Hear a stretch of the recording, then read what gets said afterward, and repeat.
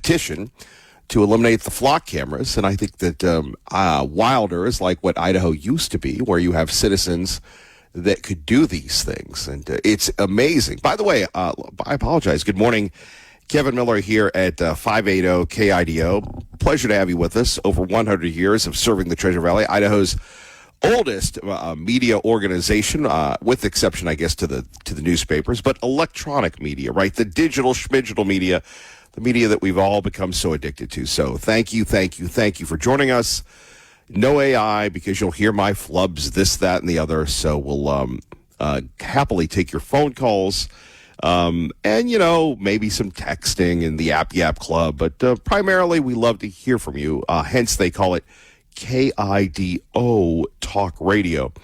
I guess we'll lead with sports, sadly, to the chagrin of a lot of Boise State fans and really Las Vegas Raiders fans. It's not looking good for Ashton Jeanty. Apparently, Mr. Jeanty, as they describe him here, a key player in the Raiders offense, is facing an injury scare. I'm scared of the injury that could impact his first week in action, in major NFL action. Remember, we're seeing a bunch of preseason games.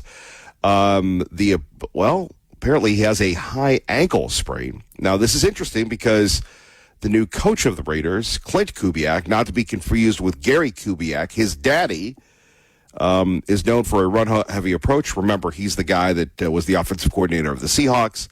That could affect Jeanty's potential absence. So again, we'll see what happens. But a high ankle sprain, which is not easy and apparently very, very painful to overcome.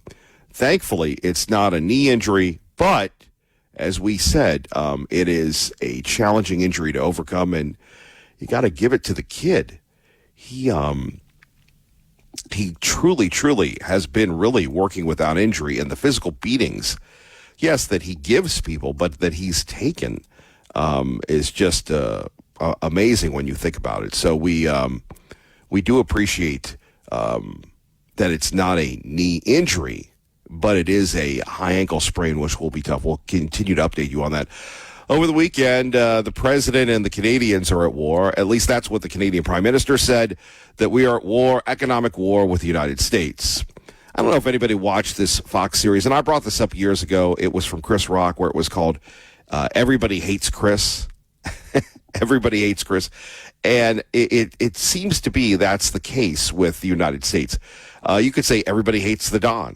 Whether it's Rosie O'Donnell last week doing her little ha ha ha I'm back routine, filling in for goofy Jimmy Kimmel, or it is the Canadians. The Canadians are mad because, as the president has said, they want the benefits of being a state without being a state. And so now we're going to have a trade war, although if you're a betting person, and I guess in America today, it's more common to be a non-betting person than a betting person. But if you're a betting person, it's going to kick off in a couple weeks. I'd say chances are that there's still some type of settlement. I mean, the president has been known, and, people say this all the time, to push it to the brink. And he does that a lot, pushing it to the brink.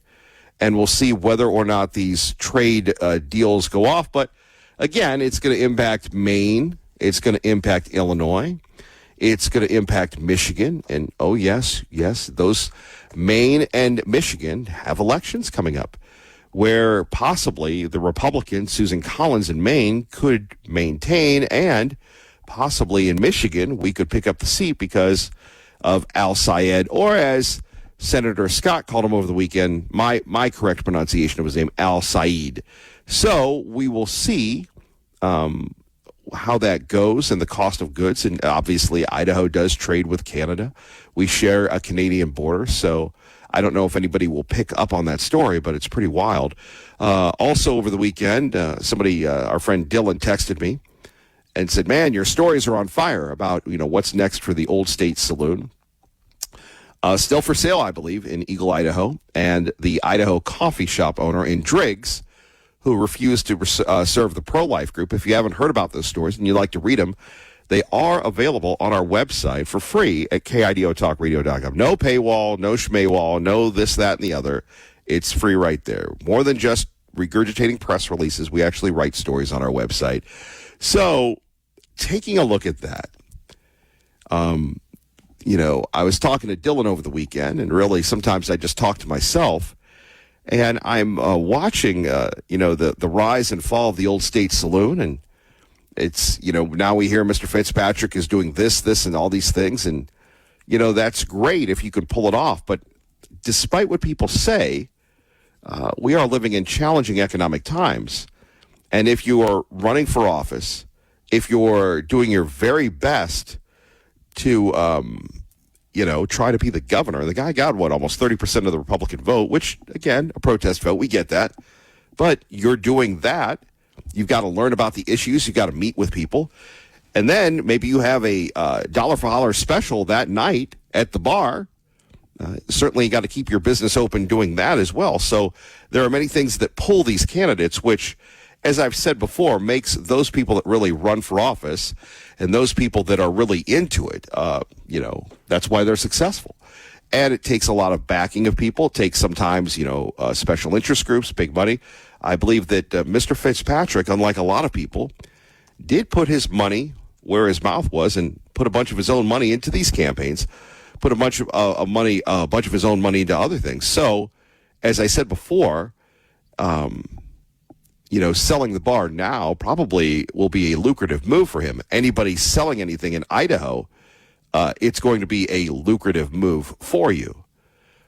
Again, people can debate the issue involving the pro-life and the pro-choice people, but once they get you on, once they get video of you and you have to start explaining it, it is a challenging move. But that story on our website, KIDOtalkradio.com, and the fallout.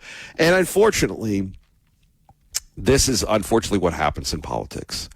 That's why, at least in Idaho, when I have people come up to me all the time and they say, Kevin, I'd like to run for office. What do you think? And I say to them, I really, really, really believe that what we need to do here is take a look at what you want to do and the cost of doing business and the cost of what it's going to take to you, to your family, to everyone else.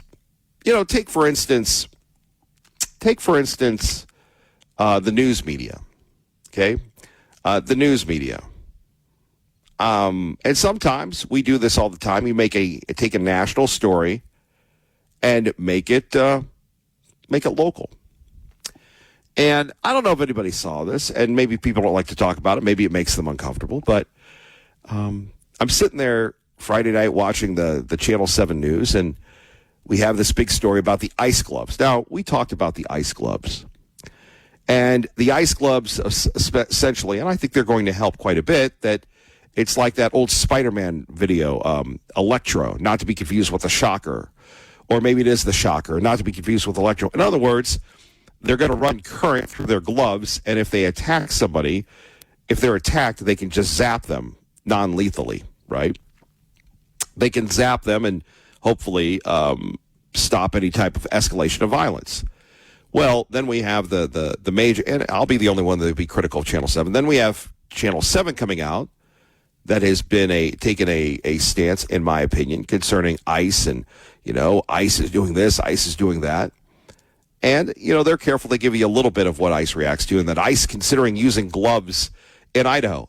I don't see any independent confirmation of that, but as part of the grander scheme, you could say that, and then you have the usual suspects, the immigration attorneys, the ACLU attorneys giving their one-sided slant, and ICE doesn't have time to respond to every report from even a significant news operation like Channel 7, and I'm going, quite frankly, that seems to be very misleading, in my opinion, because ICE didn't send a press release out and saying, we're going to use gloves. In fact, it's a brilliant piece of manipulation, in my opinion, from the journalist who wrote it. She did nothing wrong.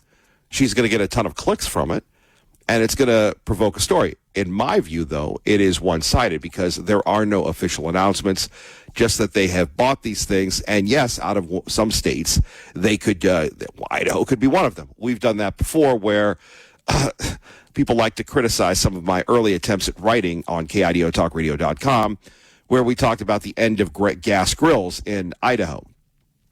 And it was based on a story coming out of California. It could happen here, but it's happening in this state. And then obviously we have the people that, we call them, the true believers, not our true believers, but on the website that will rip me for, embracing the clickbait. But like I said, I saw that and I go, on one hand, being very inside baseball, and I guess that's what this program is, I saw that and I go, wow, that's an interesting use of a national story and highlighting it to make it local. On the other hand, there's no credible evidence that ICE in Idaho, which is really out of Salt Lake City, are using those. And in my opinion, as a conservative, as someone who backs law enforcement, I'm going, that again, to me, I'll let my opinion give the bias on this. I didn't agree with the story. And I think that the people in this town have a very, very different style when it comes to immigration than I do. I'm all about law enforcement. Obviously, when they do something wrong, like anybody else, you hold them accountable. But the vilification of ICE, that, everything that the immigration people say and the ACLU say is great, but you're only getting one side of the story. Very similar to Prop 1. What do you get when you have the Prop 1 stories is you get, oh my gosh, this is horrible. We're losing doctors. Are we losing doctors? Let's look at the data. Well, we're not going to look at the data. We're just going to highlight Judge Windmill's decision that, by the way, will be eventually thrown out. This portion of the program brought to you by our friends at Hearing Connection, 488-3255. That's Hearing Connection, 488-3255. If you're having a hearing issue, if you're having an issue where you're thinking to yourself, what? If you're having to concentrate a lot to hear, give our friends at Hearing Connection a call. We would appreciate that. And please tell them Kevin Miller sent you. They do a lot of great work. They have a lot of choices where they could go. And pardon me for that uncomfortable dead air moment, but it's better than hearing me sneeze. Like I said, they have a lot of places they go and they choose to support this program. Here is the president talking about the Iranians. Nuclear weapon. They want to make a deal so badly. We don't even know if we want, because I view the Strait of Hormuz as an American territory right now. It's an American territory. By the way, that will play well in South Carolina. But according to a new study, there are only 3 states out of 50 where people support the president. They'll never have a nuclear weapon. They want to make a deal so badly.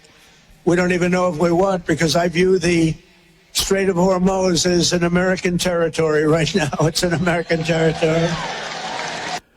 A, has the president lost his fastball? And B, is Idaho one of those states? We'll answer those questions. Take your calls at 580-5436, 580-KIDO. And again, my own personal opinion, I don't believe that we're going to have ICE people walking around with the shocker gloves anytime soon in Idaho. But who knows? Who knows? That's why we're here. That's why we play the game each and every morning on 580-KIDO. And as we said, we woke up Sunday morning, and we now have the tariffs with the Canadians. Senator Scott talked about this with Kristen Welker on Meet the Press. But I'm talking about costs, Senator. I'm talking about costs, and American families are also paying more in the wake of President Trump's taxes and tariffs. In fact, Senator Susan Collins of Maine said this: if the administration proceeds with these tariffs, they will increase costs for Maine families, as most businesses will have no choice but to pass on the tariffs to their customers through higher prices. Is she right, particularly given that we have seen that in the past, given the president's tariffs? Well, Kristen, you're talking about a really important issue of cost. Let's look back at the original sin of cost in America in the last 8 years. It goes to Joe Biden, who took inflation up 21%. President Trump has been in office for 2 years. While he was president. Hold on, Senator. President Trump's been in office for 2 years. Let me finish. President Trump has brought inflation from a sky-high 21% over the Biden years down to under 5%, and right now hovering near 4%. Wait, inflation was at 3% when President Biden left office. It's at 3.4% right now. And the average household has paid $1,000 more in 2025 due to the tariffs, Senator. Let's not forget the truth. The truth tells a great story. On the first piece of legislation in 2021, the Inflation Reduction Act that we should all laugh at took inflation to 9% in July of 2021. Cumulate the weight of inflation at the end of the Biden years, over $1,100 of lost spending power. President Trump inherited a weak economy and has built a resilient, strong economy. So there's the story from Senator Scott that the resilient, strong economy is rolling. Another story over the weekend, Hakeem Jeffries and Jared Kushner have met, which, again, goes back to the art of the deal. The president basically saying, hey, Jared, you go deal with the Middle East people. You're my fixer. Go speak with Hakeem Jeffries and see what they're going to do. We all know what they're going to do. If the president, maybe he has no choice, maybe this is part of a grand strategy that none of us have ever seen, that he's going to say, bring it on. And remember, he is at our best. He was at his best when he's when they're all against him, when he's playing defense. He has a tenacious defense. For me personally, I would not like to see the libs back in charge of Congress, because it's going to be endless investigations. We're not going to get to the bottom of January 6th. We're not going to get to the bottom of the waste, fraud, and abuse. We are going to have an immense amount of payback. And I'm watching some of these shows, and they go, oh, no, it's Democrats come in, and it's going to be great, and it's going to be wonderful, and, we're good Democrats. Sure, we'll get back to that in a minute. We'll see if you agree with this new study that has just come out. And the study is focusing in on affordability, Iran. In other words, if the presidential race were run today, where would the president land? What states would he win? Now, again, this came from Newsweek, which really published itself out of business when it embraced Barack Obama, Michelle Obama. They were on all the covers back when magazines mattered, back before digital smidgital, and you could get everything on your phone. And you would actually go to this place called the bookstore, or here we had Hastings, and we had other bookstores, not just the two Barnes and Nobles that we have, kind of like an ode to an antiquated lifestyle. And you still love Barnes and Noble, and there are other chains across the country where bookstores are still rolling, like it's called a Books-A-Million in the South. You'll hear Clay Travis talk about Books-A-Million. It's an institution. It's like, really, it's very akin to a Hastings, if you will. So you have, because people like the atmosphere of going to a bookstore. So you have this whole idea of a poll put together by Newsweek magazine. And apparently there are only 3 states where the president, if the election were today, he would win. I don't believe that, but here they are in this in order of loving the president. Wyoming with no people, Idaho with more people, and West Virginia. And I would say those are 3 of the most conservative states in the country, where Wyoming gave the president the largest margin of victory in the last general election. Idaho not far behind. I don't know if the president's been to Wyoming. I know he hasn't been to Idaho. I know we've talked about that, and people go, don't say that. You're going to get us in trouble. Well, what does it matter anymore? But Idaho, one of the few states, one of 3, where the president would still win and still will win handily today. Now, interesting.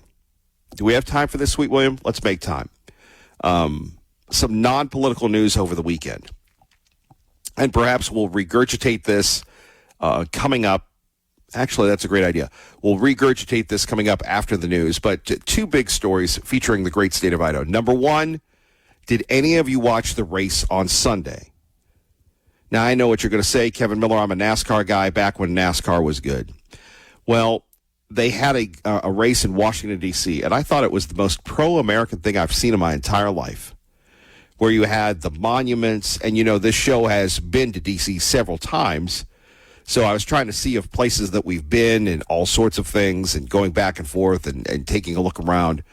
Couldn't really catch anything, like if it were near where we had our local remote broadcast studios, near the Fox studio in Washington, which is right next to Capitol Hill, literally across from Union Station, and just watching these racers. And the Washington Post did a profile of a guy that the folks at Simmons find Julie like good friends of the Simmons family, Blake Simmons particularly.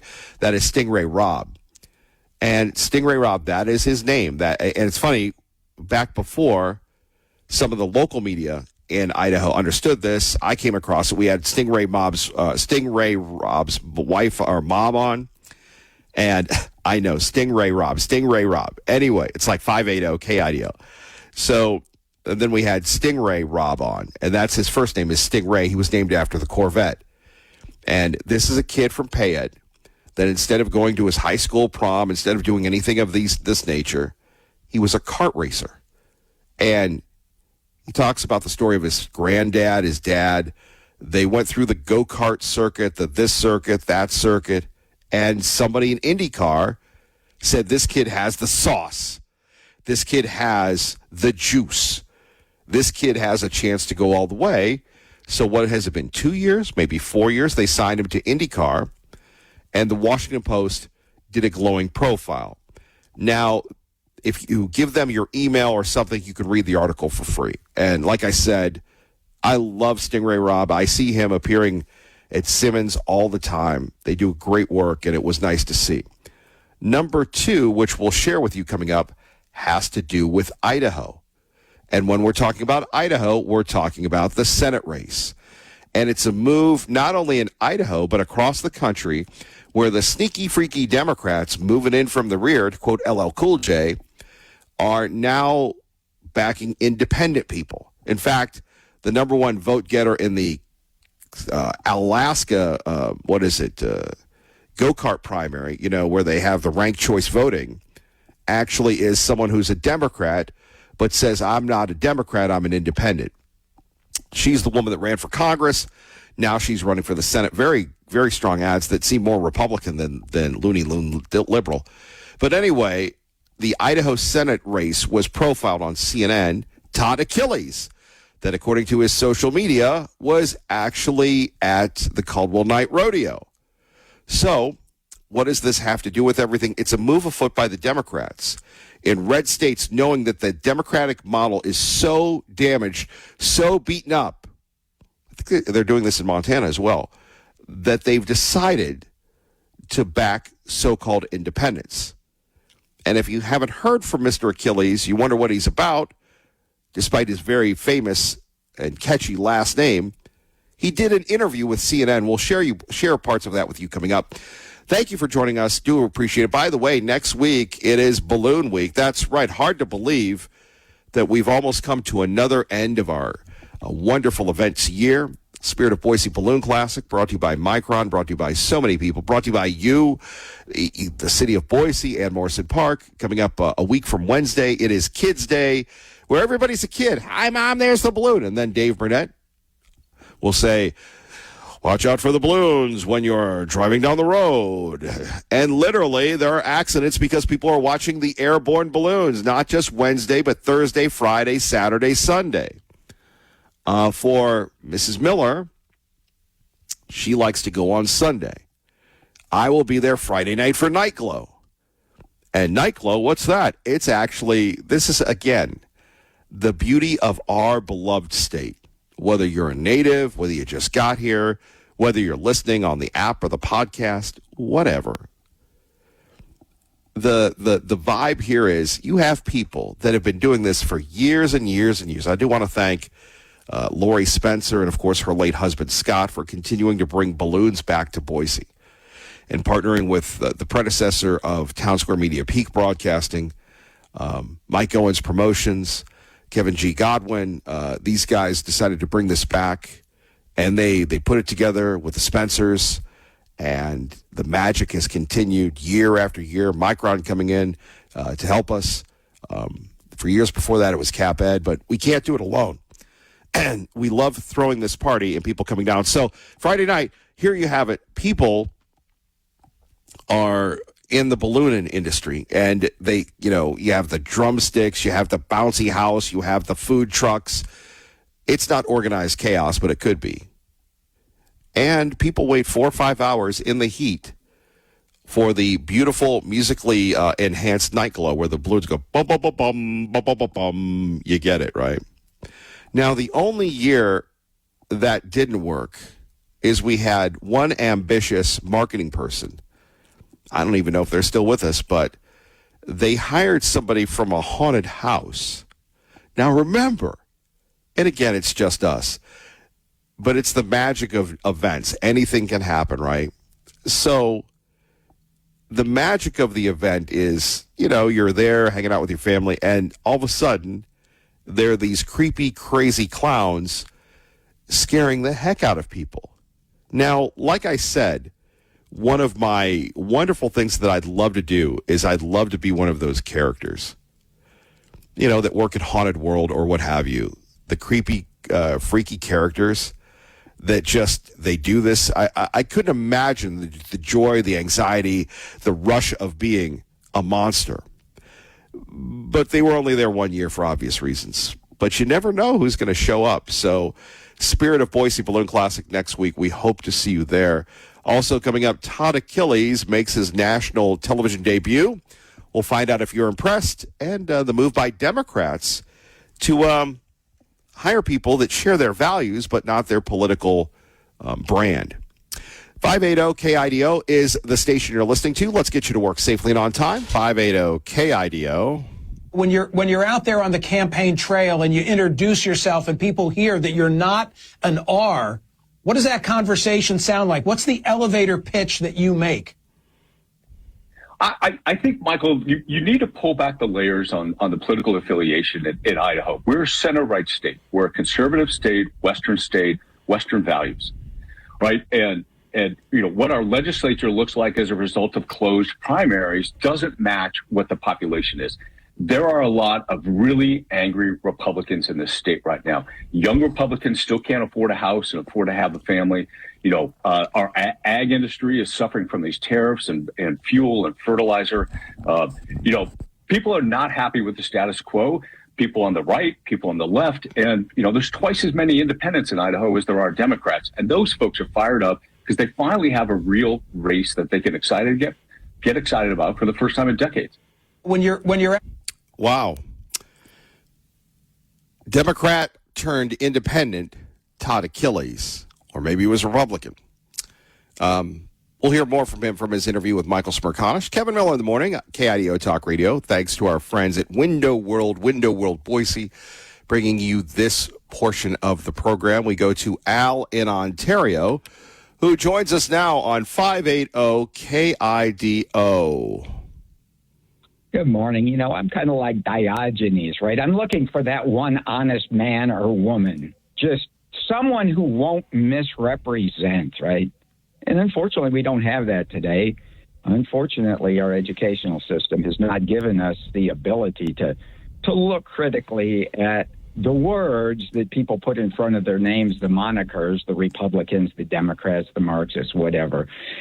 But we were given a gift from God this weekend, okay, in the form of an unbelievably great article. And it's called When the Rule of Law Fails.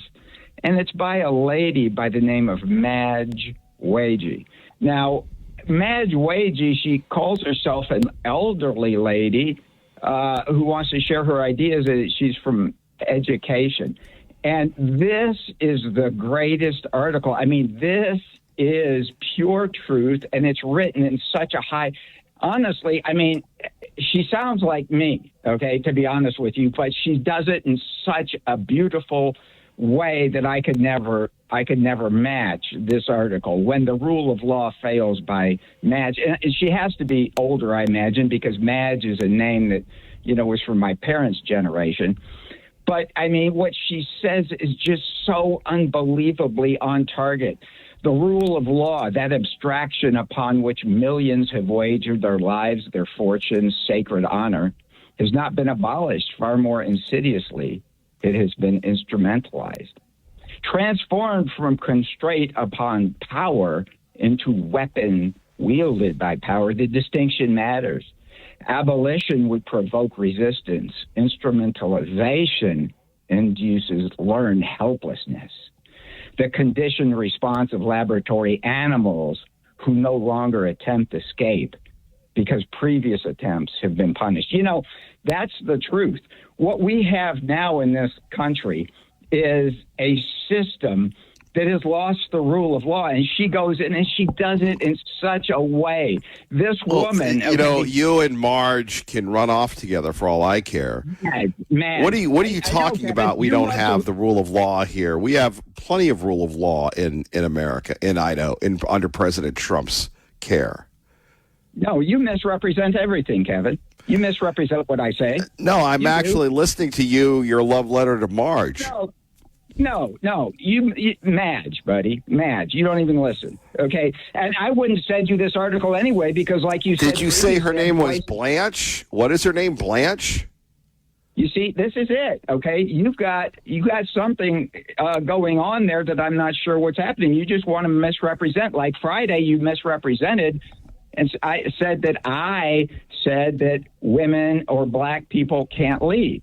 Okay, that's absolutely not what I said. I said what we have is DEI failure, okay, in this country, okay, and you want to perpetuate the lie of the Fed. I'm just telling you the interpretation of what you're saying is shared not only by me but other people. You have a bias against women. Listen, Madge just blew me away, and if you read that article, which, of course, I don't know, Kevin, I got a question. Are you a Fed? I got that question, bro. Are you a Fed? Are you paid by the Feds, bro? I wish I was paid by somebody. Now, didn't you call me a Chinese operative at one time? Bro. Now, wait a minute. Did you call me a Chinese operative at one time? Now I'm a Fed. Which is it? Well, I think it's both. It's both. Listen, Kevin, in war, the truth is so important, it has to be protected by a bodyguard of lies, bro. I mean, I don't know. Okay, you need to check yourself there, bro. You need to do a little bit of introspection. Okay, learn, read, understand. Read Madge Wage's article here, which tells the truth. Now, hold on. Wait a minute. You know where I'm going with her name, don't you? No. Madge Wedgie. Marge has a wedgie is who you're taking this advice from? Madge Wedgie. Let me tell you something. You see, and here again, too, this is the thing. What you are is you're a WWE person. You are someone who loves to blow sunshine up everybody, make everybody feel good. Oh, that's the state of Idaho. That's the state of Idaho. We're all happy here. That's what you think. But let me tell you something. Okay, hold on. And with all due respect, at 580 KIDO, prove me that I'm wrong at the ballot box. Prove me that I'm wrong with anything. People can, and look, I'm the Lone Ranger when it comes to airing grievances, but I have yet to see anybody prove me wrong that we're all not happy here. Tell me an example electorally where people have had enough and thrown somebody out of office here. Once you're in, you're in. Bub? Look, I don't listen. And I love Lee Joe, okay? I mean, I love his political philosophy, but there are so many people that are and look, Lee Joe is at the very top, okay? And many of your callers, even Chandler, okay? Look, these guys are at the very top, really, and yet, they don't do their homework concerning crude oil, crack spreads on futures contracts, and things like that. Okay? So you're saying they're dummies. Kevin, So Kevin, what you're dealing with there is a bunch of people who just do not have the capacity to properly understand the circumstances and situations that we're dealing with today, unfortunately.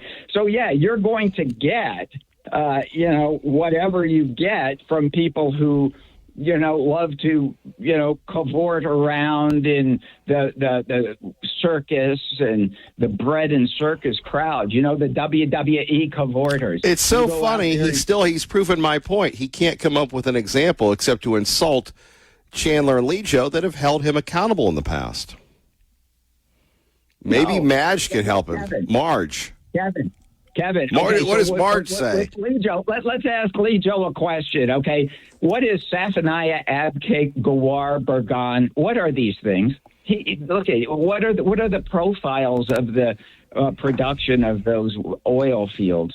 Okay, what is the production profile of the Niobrara, the Bakken, anything? Look, he knows nothing about the international market of oil, and yet he says 5 companies are colluding. It's so idiotic that it doesn't even, anybody who does any reading understands that makes absolutely no sense, and basically is a reflection on his inability to understand, what the reality is.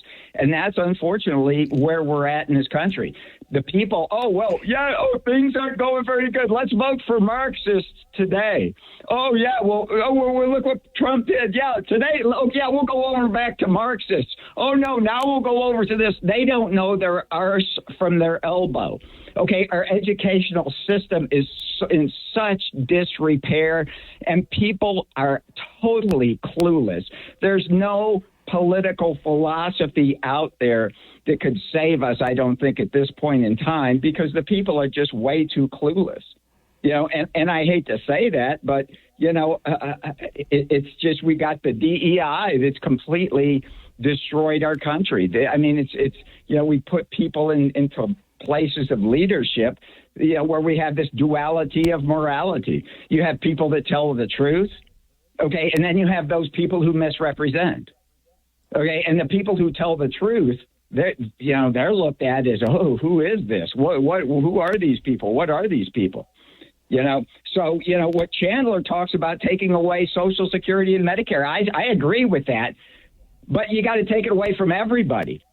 I worked for over 45 years in this country, and so you're going to take things away from me, and you're going to give it to some guy who just jumped the border. No, that doesn't make sense. But if you take it away from everybody, I'm happy with that. Take it away. But you see, the whole thing is what they'll do is they'll, like what they did under Biden with the VA. They gave VA benefits to illegals. Okay, they gave Medicare, Social Security. They just print money ad nauseum in this country. And people don't understand what the real problem is. So what they do is they jump from, I'm going to the R, I'm going to the D, or now I'm going to the I. And they're totally clueless because our educational system has totally destroyed their ability and thus to the return to his mean. love letter to Marge. Al, thank you for the call. 580-5436, 580-KIDO. If you notice, Al starts to get defensive when we hit back with him. And I find Al very informative, very entertaining. But when you hit him with just, Al, let's talk about people are mad. Yes, they're mad about data centers. They're mad about their taxes. Everybody's mad about the record prices we paid last month for utilities. But are we doing anything about it in Idaho? In Wilder, they're going to defrock the frocks. They're going to get rid of the flocks, not the frocks. The cameras, not the priests. Anyway, that's what it takes. And we saw that once in Idaho with the Tea Party, which allowed a very talented conservative young man named Raul Labrador to become the congressman. And then, whether, whatever you want to say, we've kind of had a gradual, the case of it's not so bad. It's not so bad. What is it? I'll explain next. Kevin Miller, 580-KIDO, your proud, very proud home for Hannity. Today at 1, 580-KIDO. Yapping about somebody. I still love it. Nancy at Albertsons telling me, saying, I didn't know that was that Clay Travis, the same one that was on with Buck and Chuck. Yeah, that's our guy. Anyway, can't wait to hear what they have to say over the weekend. More WNBA stuff. Apparently, there was a big showdown in the WNBA. But good for them. Todd Achilles, I believe this is his first national appearance on CNN over the weekend. Folks like Chuck Schumer are the reason why national Dems have abandoned Idaho, Wyoming, the Dakotas, this whole part of the country, right? And then the Republicans take this part of the country for granted. So we need to reestablish these Western values in the Senate and get the nation back on track, right? Michael, we can't get anything done. We can't solve the debt. You look at what's happening with the Iran war, and my opponent, 83-year-old Jim Risch, has rubber stamped the White House every step of the way. And that's counter to his constitutional duties. And Idahoans see that, and they're ready for change. Folks. Well, that's his premise. But Idaho being one of the 3 states in America that love President Trump, that would carry President Trump back to the Oval Office if he ran for a 3rd or 4th term, depending on your perspective.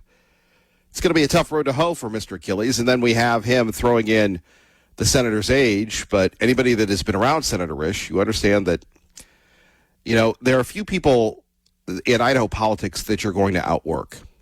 One of them is Senator Risch. As I said before, smoke-filled, haze-filled, no media there except for myself and Ugo Promotions representing the great brand 580 KIDO at the Idaho Patriot Thunder. And there was Senator Risch. Could have been doing other things. Could have been working on his farm, talking to people in the Foreign Relations Committee, talking to Secretary of State Marco Rubio. But instead, right there. But what are Democrats counting on? They're counting on a historic year, something like 1994, but their version of it. I'll explain next, but first, 580 KIDO traffic. It's the returning Dave. Good morning, Dave. Good morning, Kevin, from the Pacific Steel and Recycling Studio. Traffic looking good on freeway, beginning to build just a little bit. Working an injury accident, Highway 45, that's 12th Avenue and Deer Flat Road in the Nampa area. Watch for that.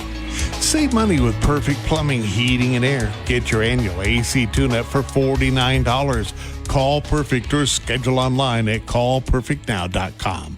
I'm Dave Burnett. That's your traffic now on KIDO. So here we have it. Like I said, Mr. Achilles making a big pitch there, but it's gonna take something seismic to unseat Senator Risch, to unseat many Republicans in Idaho, and none of them take that for granted. Whether it's Congressman Fulcher, whether it's Congressman Simpson, whether it's Senator Risch, whether it's the constitutional offices that are running for election, even though they don't really have legitimate challenges. But the Democratic brand is so bad that the Democrats have pieced out. I found his comments very insightful in this race, and I got to give it to Mr. Achilles for running, not as a Democrat, which would guarantee a defeat, but as an independent that will, what? Is he going to side with the Republicans? Most likely not. We'll talk a little Idaho politics and data centers. Is it time for Idaho to rebel or to embrace? Oh, so many stories. WindowWorldBoise.com. See them today. Good morning, everybody. Fox News Now, 580 KIDO. For doing a remarkable job of supporting the community, supporting this program. And, of course, quit freaking, call Beacon, beaconplumbing.com, HVAC, electrical, gas, septic, plumbing, you name it, they'll take care of it. I don't think, folks, I hope and I pray that we have gotten through the fire season. And one just has to look at these images coming out of Reno, Nevada. It's like the apocalypse. It's like the book of Revelation. And it is something that none of us want to see or face. Now, in Idaho, thankfully, we got the big grass fire under control, at least a lot more under control than it was. But first Spokane, now Reno. And we're talking about neighborhoods here. And maybe whether it's Senator Risch, Governor Little, whomever, no American should be forced to sleep in shelters because they've lost their homes. Thousands evacuating. And just looking at the stunning video from Good Morning America is just heartbreaking. And again, we saw some of our friends and colleagues in Spokane. We have this on one of our fire stories where just the enormity of the fire situation is just out of control. And yeah, we could talk about the heat alerts and the devastating floods that have happened in Indiana and other places. But back to what's going on in Reno. I really don't understand it. The feds should be flooding this area. Maybe they are. But why in the world we allow these fires? And we have Ginger Z in her very short mini skirt giving us the weather on Good Morning America, telling us it's incredibly dry, it's extremely heat, there's no water. Well, then, if that's the case in the era of the year that we live in, 2026, why in the world are we not doing something about it? You know, Mark the Watchdog of Eagle always jokes about the cloud seeding, but if we could seed the clouds, why don't we have some of that Chinese rain coming down? And you look at some of these temperatures. Now, it makes where we are seem relatively cool. Phoenix, 113, 116, 112. Why anybody would live in Arizona is beyond me. Boise, like 95, 97, 98. Those of you that used to live in California, Burbank, 101, 103, 103. And those poor folks in Nevada that are struggling with this fire. It's just insane. And, you know, we can spend all this money on everything and yet still be devastated by these insane forest fires. And now we're not even talking about the wilderness. What we're talking about cities themselves. And then you take a look at your city, where you live, and hope and pray that it can't come home to roost with you, that all of a sudden one fire, turns into 5 and then 27, and an entire city is gone. And then you think to yourself, well, my goodness gracious, if that happens, do you have insurance and all sorts of things? I don't believe that we should have to live with that threat these days. And we've got the fire service here. Is it more funding? What's the issue? So again, if you would like to share your emotional thoughts with that, we would love to hear you at 580-543-6580 KIDO. If you're just tuning in, it is the Canada trade war. So the Canadian guy, Carney, he's mad. He's going to smack all of us. Carney. And then we are going to drop the economic D-Day bomb on Iran today. We'll have that for you with the Clay, with the Buck, with the Sean, with the Lars. So a 50% tariff on $20 billion of Canadian goods, hockey sticks, furniture, textiles, building supplies, alcohol. Building supplies, and I'm sure Tea Party Bob will, when he comes on during his anointed time, will correct me on this if I'm wrong, but most of our lumber, I believe, comes from Canada, right? Never mind that we have a lot of timber here that we don't use. We have a lot of things that we, again, import, if you will. And, you take a look at this, and again, is this necessary? Apparently it is.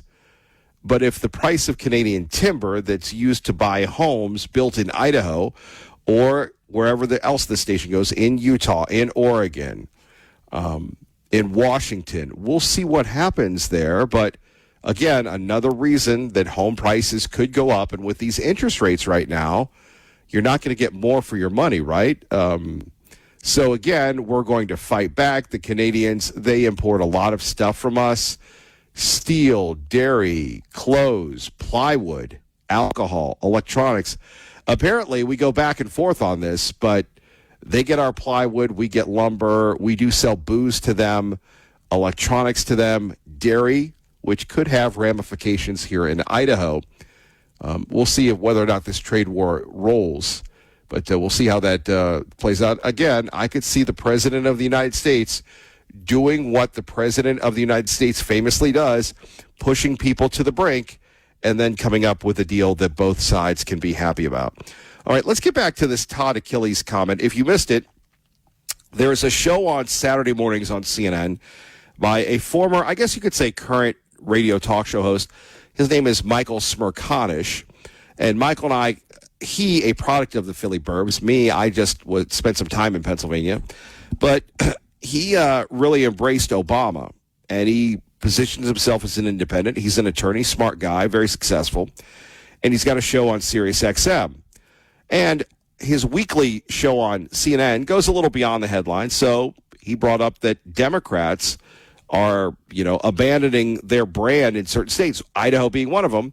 And I know Chuck Todd, and you're going to go, who are these people? These are guys that get paid to talk on videos and stuff. Chuck Todd, formerly of Meet the Press, also mentions Idaho and the Idaho race quite a bit, where we're talking about this perhaps 2026 version of the 1994 contract with America. The problem with the Democrats is the Republicans ran as a unit, if you recall that. And if you don't, that's what they did. Hence the contract with America, the 10 points that they were going to bring forth and change the government, change the country, cut excessive spending and all sorts of things that eventually never happened. The Democrats, you may have Todd Achilles, that is not a Democrat, running as an independent. So much so that the Democratic Party booted out their official guy who won the nomination. Remember, Chandler broke that story here. Props to Chandler. And then KIDO, kudos to Chandler on that one. And then you have Todd Achilles, who is well-funded, who says, I am not a liberal loon. Let's go back to what he said, though, on CNN over the weekend. Chuck Schumer are the reason why national Dems have abandoned Idaho, Wyoming, the Dakotas, this whole part of the country, right? And then the Republicans take this part of the country for granted. So we need to reestablish these Western values in the Senate and get the nation back on track, right? Michael, we can't get anything done. We can't solve the debt. You look at what's happening with the Iran war, and my opponent, 83-year-old Jim Risch, has rubber-stamped the White House every step of the way. And that's counter to his constitutional duties. And Idahoans see that, and they're ready for change. Folks like Chuck Schumer. Yeah, he might have been in Caldwell because he was at the Caldwell Night Rodeo that night when it looked like he was in a hotel room when he was on CNN. Now, as he talked about both parties abandoning Western values, I guess you could argue that. But that's not how the game is played. The game is played with who's your buddy, who's your pal. And the governor gets along with the president. In fact, everybody's gotten endorsed by the president. In fact, that argument would certainly work in Oregon. It might work in Washington.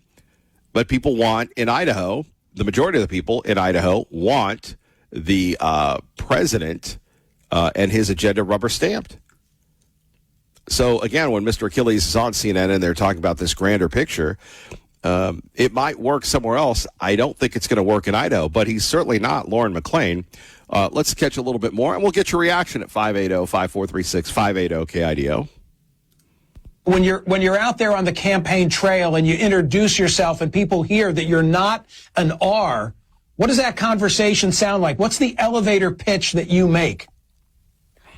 I think, Michael, you need to pull back the layers on the political affiliation in Idaho. We're a center-right state. We're a conservative state, Western values, right? And what our legislature looks like as a result of closed primaries doesn't match what the population is.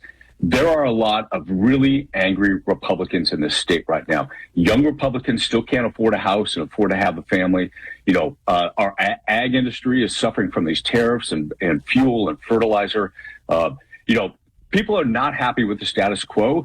People on the right, people on the left, and there's twice as many independents in Idaho as there are Democrats. And those folks are fired up because they finally have a real race that they can get excited about for the first time in decades. When you're out there on the campaign trail. Okay, I think we got that, Michael Smerconish. But at 580-5436, 580-KIDO, I really don't think that the independents are fired up. In fact, I don't think anybody's fired up. Now, the president, by having a trade war with Canada, is firing up people in Michigan, in Maine, maybe in parts of Canada. Or I'm sorry, parts of Idaho, but not here. Again, 580-5436, 580-KIDO, your thoughts to expand on this, but this gentleman says that a mass wave of independence is going to come in and save the day. What about the Democrats, as Michael Smerconish called it, the Democrats' I quit strategy? Makes you the Democrat. With the Senate hanging in the balance this election, some Democrats are attempting a surprising strategy. They're quitting. In Idaho, Nebraska, and South Dakota, the Democratic candidate has left the field so that the Republican can go head-to-head with an independent opponent. The thinking is these very red states don't offer much hope for a Democrat, Not that long ago, voters were more willing to split their ticket. Look at somebody like John Tester, who served 3 terms as the Democratic senator from a Republican state, Montana, but he lost in 2024. The feeling among many Democrats today is that voters in such states might still go for an independent, and an independent who won might be more willing to work with Democrats in D.C., maybe even caucus with them. Some say, well, that now makes you the Democrat. With the Senate hanging in the balance this election, some Democrats are attempting a surprising strategy.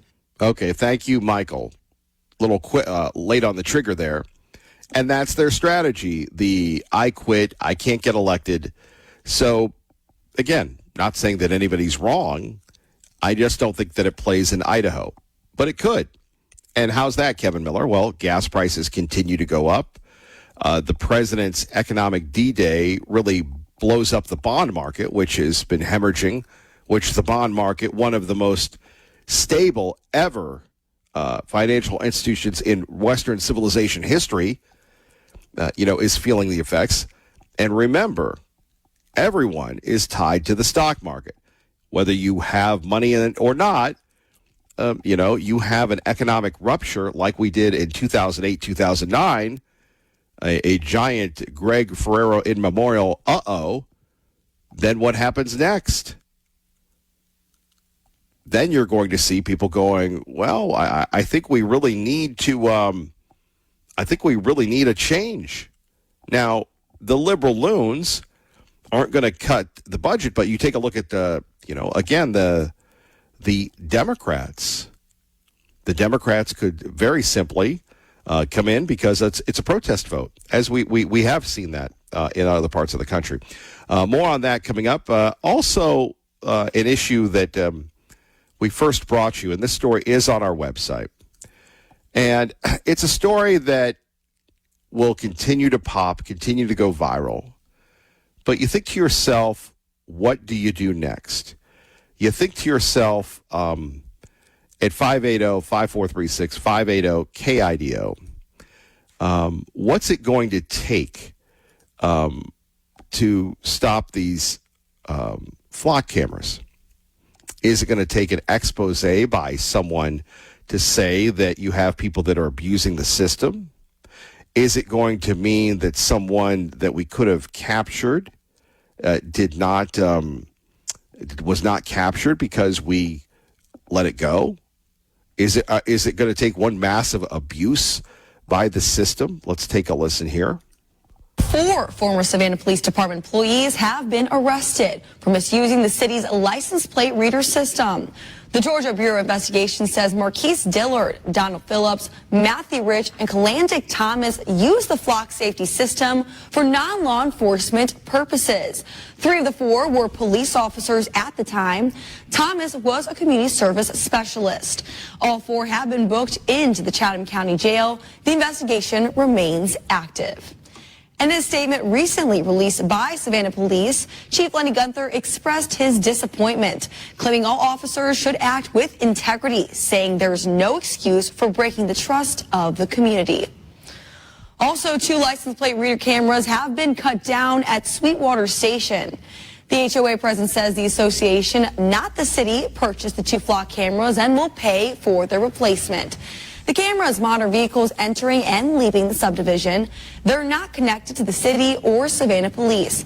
Now, the HOA can share footage with police when a crime happens in the area. Savannah Police are investigating. And this morning, we have new details about a Savannah man accused. All right, there we have it. Good morning, Savannah. But again, there are allegations of abuse. There are allegations of people doing all these crazy things with these cameras. And of course, remember, those cameras have been put up throughout the communities without anybody, and I mean anybody, voting to put those in. It just kind of happened. Well, we need it for security. And how does that play? How does that play to 25 years since September 11th? You take a look at September 11th and all the privacy issues, all the security issues that have been lost because of the need to have security here. The need to have some type of, way to monitor people. Now the feds can just tap into anything. I mean, we had Al last hour accuse me of being a Fed.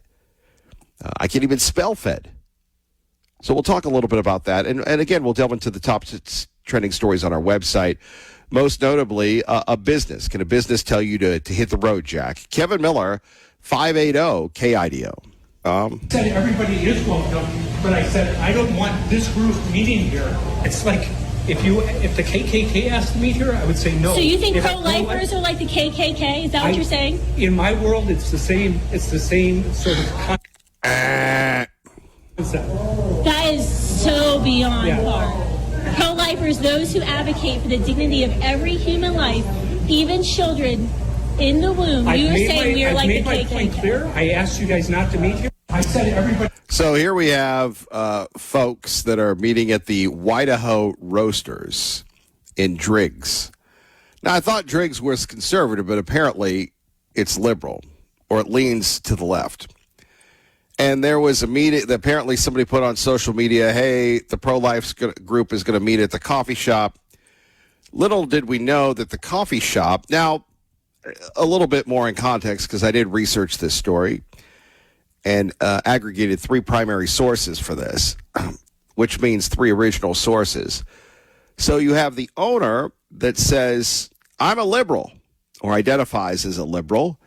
He's got the gay flag outside, and he's, they probably play, It's Raining Men or whatever songs they play. Not condemning the guy. He's liberal. And he lets the LGBT queer people come in and have their meetings. Now, to me, it's America. And if you, maybe Driggs only has one coffee shop. By the way, apparently they have delicious pastries. They have all these other things. And this guy comes in and he's going to sit there, and he's not down with, apparently he's worked hard, according to him, to be pro-choice, pro-abortion. You've got Prop 1 on the ballot, and you have groups that are doing the grassroots thing that are, trying to urge people to keep the Protection of Life Act in Idaho.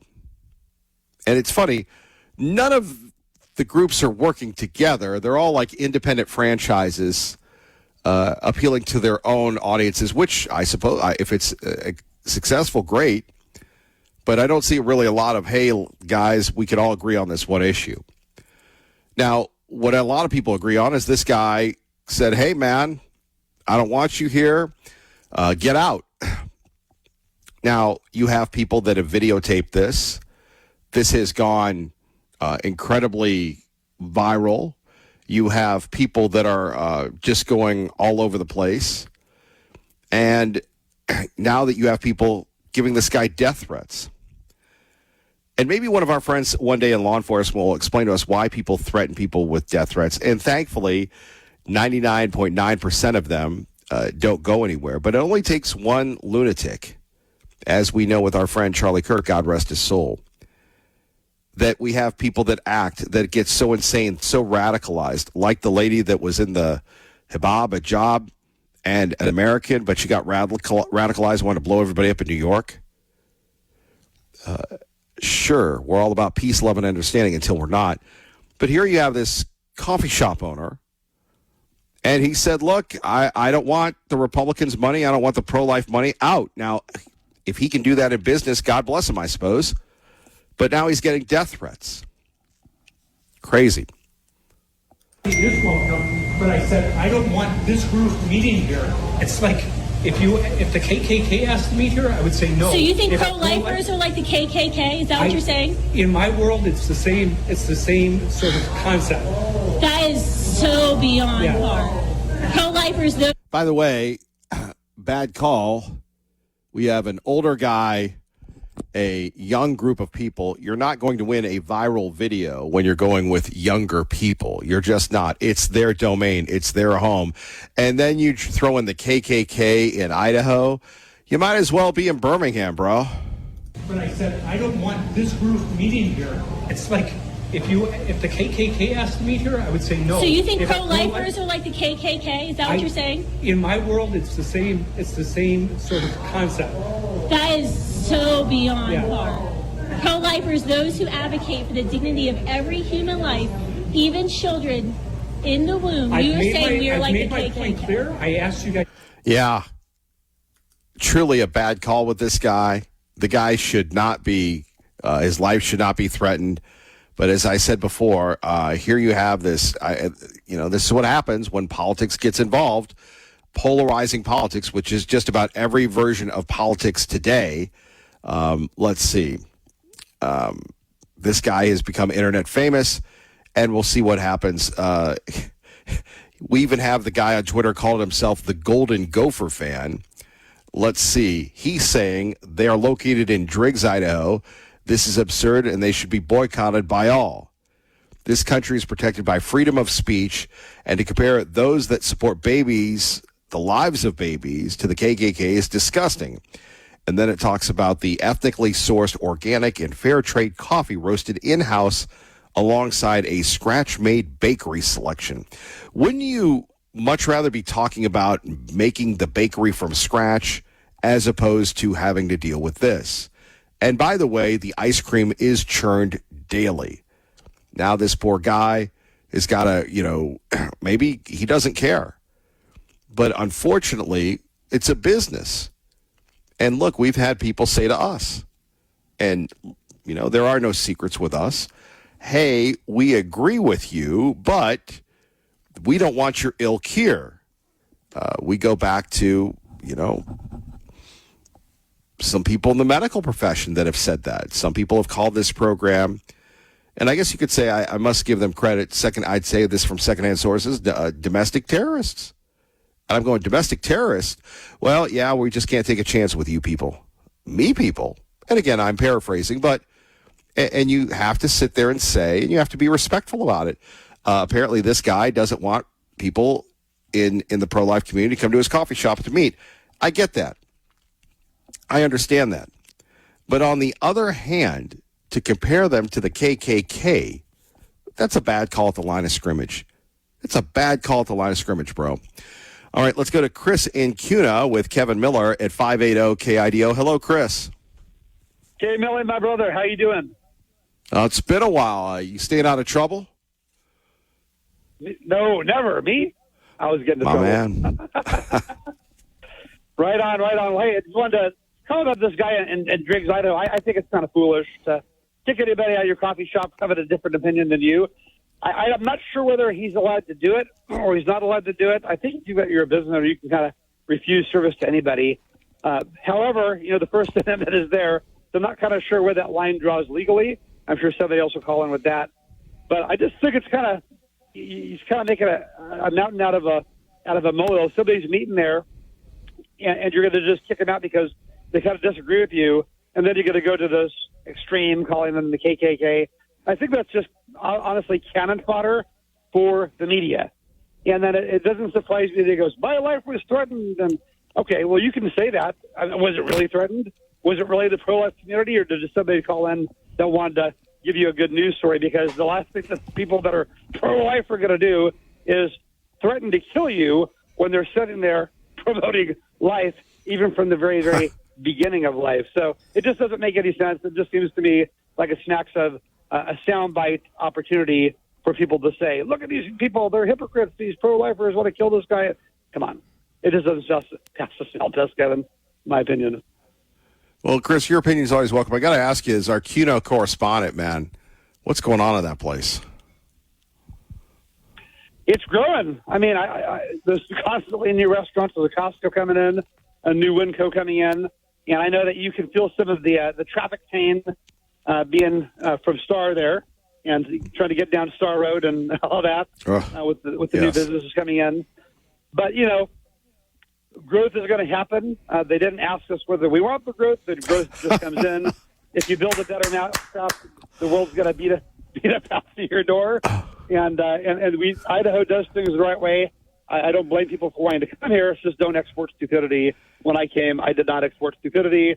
I came to help hold the line, and I've been doing that at the voting booth every single year, multiple times. I appreciate that. Not voting multiple times, but you know what I'm saying. I'm with you, but your community fascinates me because I've been there a few times, and it was just so much open space. And again, always the thing that people talk about with CUNA was, the winds come through there all the time. But on one hand, you have all this growth. You've got the Meta. You've got the beef packers. Just a very contrast of economic streams, if you will. I kind of like to see it, though. I've met Joe Steer, the mayor, on multiple occasions. He's a nice guy. I like to see the growth. It looks like they're working on the streets. I don't have a whole lot of traffic here. I spend like most of my day here, just doing business and run around town. But it hasn't been a negative to me. It seems like they're getting a lot of things done, and the housing prices are going up. I mean, we were looking at it, just my wife and I, just for information's sake, looking at Boise and little cute pockets down in Meridian, thinking, those will certainly be more expensive. They were less. Some of the new houses being built are $700,000, $800,000. It's like you got a little extra land. It's over $1 million. It's crazy that in CUNA, those are the prices these days. But I think there's a peak that's kind of hidden. I've talked to some people that are selling their properties, and this guy's like, I know you got multiple properties. Can I move into another one? Just I'm selling all my properties, right? I'm just cashing on my chips.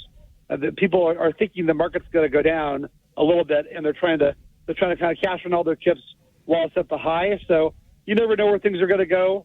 Sometimes you hit a bubble, but there's certainly a lot of growth here. It hasn't impacted me in a negative way. It's brought more revenue into the community. We'll continue to do so. And, I'm not afraid of the technology or the growth. I think it just needs to be managed well. Where people get mad is when you don't have the infrastructure to support the growth, and then this becomes a big headache for everybody. Chris, it's been too long. We appreciate you. Thank you, sir. Thank you, Kevin. Have a great day. Keep it rocking. God bless Chris and CUNA. Kevin Miller in the morning, 580-KIDO. Don't forget our friends at Beacon Plumbing. Stop free can call Beacon today. Let's get you to work safely and on time. Working for the president was the chairman of the GOP here. From his X feed, putting aside the mentally unstable theatrics of professional performers melting down on the court at the sight of a dictionary definition, otherworldly bonkers that this particular shirt is ejection worthy at a WNBA venue. Thou shalt not define the W, the league insists. And it goes on and on and on. Here we have Enes Kanter, one of the top picks. If he wasn't like a first-round draft pick years ago, he has declared himself eligible for the WNBA draft, and he wore a shirt to the WNBA game. And, dude, what's this guy going to do? Well, they're going to throw him out, how big he is? Apparently they did. Woman, noun, adult human, female. So he's defining what is a woman. Maybe he could send one of those to the Supreme Court, if you will. But at 580-5436, 580-KIDO, and I'll tell you, the guy who brought this on, he's fearless. Sometimes you agree with him, sometimes you don't. That's what makes him a great talk show host, is Clay Travis. He's the guy that continues to bring out the ridiculousness of this. And here we have the former NBA player, Enes Kanter, getting the boot. Maybe, I don't know if there's any sound on this. Let's see what happens for wearing a shirt. Basically, really doing what the pro-life people did, making a political statement at a sporting event or at a coffee shop. So again, there we have it. I love this. Here we have one of the, and this is just crazy, and I know there are a lot of people that love lionesses, that love these shows. And again, not to embrace the Al from Ontario vibe, but the whole shows where the women beat up the men. Now, I'm sure if, you took on somebody who's a professional fighter or someone of that nature, you could see that, right? You could see somebody, who's well-trained. Now, I'm not saying it can't happen, but apparently, let's see, do we have any sound on this one? 6-point back. So here we have this young lady, Natasha Cloud, starts yelling at Enes Freedom, used to be Enes Kanter. And this was a game, I believe, televised on NBC. So she actually goes over like she's going to throw hands with Enes Kanter. Now, again, remember, Enes Kanter is 6'10", 250 pounds. Probably a lot more than that. Basketball game. Chicago staying in it. Natasha Cloud. And right before the break, this was the scene inside Wintrust Arena After Natasha Cloud got that bucket, she wanted her voice heard. We have talked about the conversations surrounding the W. That is Enos Cantor in the building today. And he has voiced how he's felt about the situation. Natasha Cloud voicing her opinion as well. What is she going to do? Go beat him up? What is she going to do? By the way, her team is down by 6. I really don't know the lack of common sense.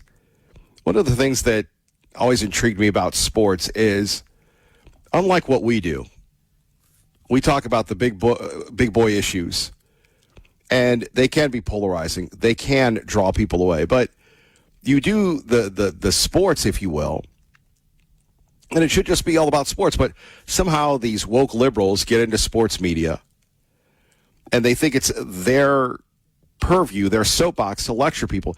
Here you have Enes Freedom, having to have his own security because you have these crazy nut jobs flipping him off. He's got his hands behind his back, smiling.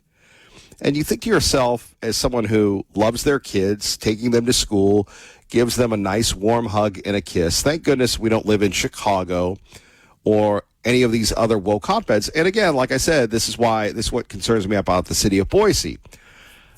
Because this is how it starts, with a little radical this. Before that, they're attacking a guy for simply wearing a T-shirt saying, "What is a woman?" What is a woman? The Supreme Court justice couldn't answer that. What is a woman? And now everybody's a tough guy. Look, again, back to my point, one of the great things that I always admired about sports, and we talked about this with Alec last week, is the business side of it, of you're bringing people together. It's an adventure. And that primarily used to be what the Republicans were before, and politics were. I don't want to just say the Republicans, but, you would go to a convention. You would feel part of something. You would vote. And maybe you agreed or disagreed, but how viral it's become, how visceral it's become, how tainted it's become. We all know that the WNBA is supported by the NBA. So it's not like, you want to talk about a tale of two sports, and it has nothing to do with sports. And this is two versions of America. And, it's fascinating. If I could figure out a subject, a verb, and a noun, and an indirect sentence, I'd be writing this on a national level. But you get the special sauce because I don't write on a national level. I speak at a local level. You contrast what we just heard there with people like Ennis, people like Clay Travis, Buck Sexton, that are even the great Sean Hannity started pointing out the hypocrisy of this. That thing is going to break up. And then you contrast it with the Freedom 250. Did anybody watch the Freedom 250? That was so amazing, so inspirational. The bald eagle at the end. To tell our audience how you feel right now. Well, first of all, thank you guys so much for having me on. It hasn't really settled in yet, right? Like, I won the race. I get out of the car. I see President Trump sitting there cheering me on. As a proud American, that's a pretty big deal to have the president cheering you on. Nothing else like it, right? But that was not an easy race. 147 laps is about double the distance that we typically do on street courses like this, and it's about 90 degrees outside. The humidity is pretty high. You can expect about 30 degrees hotter in one of the cockpits of one of these Indy cars than the ambient temperature is. So it was brutally hot for us. It was physical. It was hard. It was bumpy. We had everything thrown at us, but fortunate to come home with the win. Now, you ask people in Idaho, they're going to go with the Freedom 250. They ain't going with the WNBA. All right, let's go to a man who likes to keep things clean, all things cleansed, David DeHaas. Paid for by Living Waters Wellness Center. At 580 KIDO, what is up, Double D? It's a marvelous Monday. You know how much I love Mondays. Well, this is a great story. John was a framer and had been swinging a hammer for 40 years until he couldn't. Shoulder locked up. Went to the chiropractor, no help. Physical therapy, nothing. Spent $12,000 on chelation therapy and a parasite cleanse, no change. 6 months of trying other modalities, he still cannot work. Do the math. That's a lot of lost income. He was super embarrassed to come to us. So he did 3 colonics to try the waters, so to speak. Then decided to do the 10-day cleanse. On day 5, he walked in and could swing his arm, no problem. His shoulder was working. This worked because the ability for the nerve connection to the shoulder on the left descending colon was not able to fire and wire because of constipation. Once the shoulder colon was cleared, the nerve fired and wired to the shoulder, allowing his shoulder to function. Colonics is where healing starts. It's your second brain, more neurons in your gut than your spinal column. Every organ in the body connects to the colon. Heal it, and everything else gets better. Learn how at livingwaterscleanse.com or call 208-378-9911. Then listen Sunday at 9 a.m. on 580 KIDO. Our guest this week has an app that can predict when you may have a medical emergency. Nothing here is meant to diagnose, treat, or cure any disease. You got a qualified healthcare professional to see if cleansing is right for you. All right, David DeHaas, thank you very much. You have a blessed week, my friend. Paid for by Living Waters Wellness Center. There we have it. We learn something new every day. 580-5436, 580-KIDO. But getting back to the Freedom 250 and people cheering the presidential beast along with the president, the first lady, to me, that was what America's sports used to be, should be, and could be about. Instead, we have a tale of two forces. We'll talk a little bit more about that next. And again, your thoughts on the future of the old state saloon and the Idaho Coffee Shop. A lot going on today. Remember, our friend Lars Larson will join us coming up. We got a lot to do. We welcome you here at 580 KIDO. Side, if you will, of the channel. Phone numbers here, 580-5436, 580 KIDO. So as we disclose on our website, KIDOtalkradio.com, we do have, some local news. We have the owner of the Old State Saloon selling, and we talked a little bit about that as well. We went back and forth on it, and you have to wonder, what's next. I think it's just tough to run for office. I think it's tough to run a beverage business. I think it's just tough. And it's interesting if you look at the article that we wrote. We took a deep dive, if you will, and the building and everything else. So for about $3 million, you can get the building and the liquor license located in downtown Eagle. And you take a look even at Eagle or Star or Boise or any of the cities. These local businesses have struggled because of the massive infrastructure going on. I mean, Eagle is really the first suburban community to get hit with, hey, we're going to reroute this, we're going to close streets down that, building these new buildings and the sort that maybe they're occupied, maybe they're not. And to run that business in COVID and everything else takes a lot. And then, you build on that, bringing in these podcasters, having events. That's another big one. And then you throw in, this whole issue involving running for governor. So as Chris and Cuna just talked about, I think this could be a case where Mr. Fitzpatrick, the owner, is just selling high.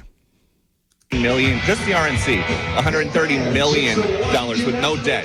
Just the DNC, $16 million, but they have more debt. If this is the number, if this is the bank, how could you blow that? Well, and look, that's just one small piece of it. We have different entities. I've broken every fundraising record there ever is for any speaker, any Republican leader in history. I'm not the greatest fundraiser in the world, Peter. It's that people understand the stakes are so high. They understand this is not a midterm like those we've had in the past. This will determine the fate of the republic. No kidding. If somebody told us 10 years ago that on the 250th anniversary of the greatest nation in the history of the world, we'd be in an open contest to determine whether they're going to keep with the republic or go down this other road, I wouldn't have believed it, but that's where we are. And that people. There we have it, Speaker of the House with our own Peter Ducey from his show, the Fox Sunday Show. And basically, look, here it is. The Republicans have $130 million on hand. The Democrats have $16 million, but a debt of $17.9. The Republicans, unlike the country, have no debt. Okay, can money buy you votes? Well, it does increase your chances a lot more than if you don't have votes. But at 580-5436, 580-KIDO, I understand this. You have a massive amount of business interest, a massive amount of other interests. They want to make sure that the loons don't get in, because if the loons come in, there go the taxes. there go everything else. Now, it would be one thing if the taxes actually helped us with the national debt. It'd be one thing if the taxes actually did something for us, which is, reduce the debt, increase services, get us back on track. But as we've seen with both types of political parties, it rarely, if ever, happens. In fact, it really never happens. One thing that we can guarantee is that apparently everything is going to be, spending is going to go up, services are going to go down, and yet that is what the midterms are about. The A word. No, not that A word, affordability. I'll explain next. 580 KIDO traffic. Let's get you to work the right way. Good morning, Dave.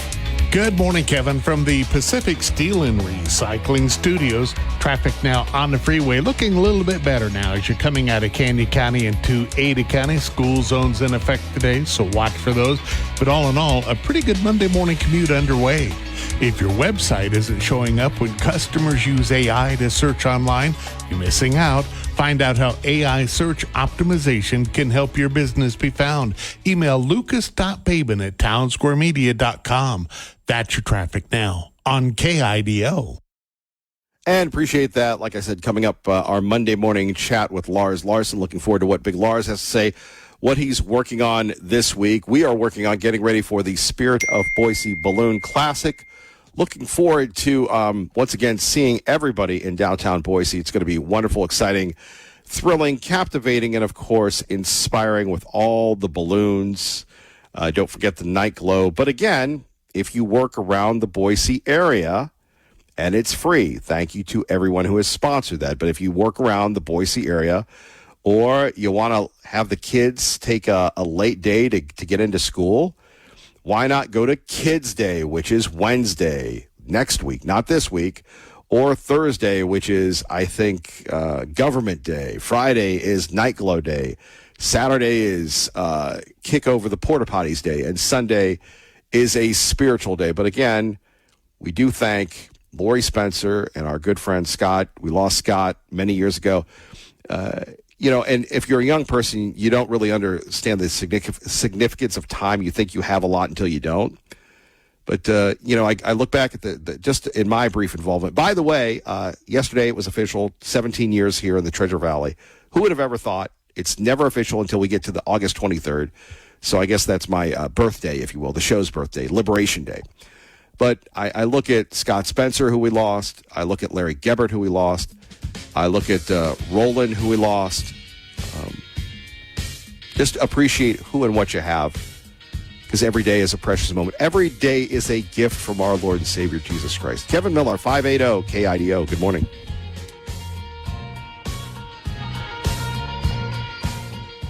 Hey, good morning, Kevin. How's Monday treating you? Not bad. We take a look at, we've got Economic D-Day, we've got the trade war with Canada, and we've got Lars. Not a bad big three.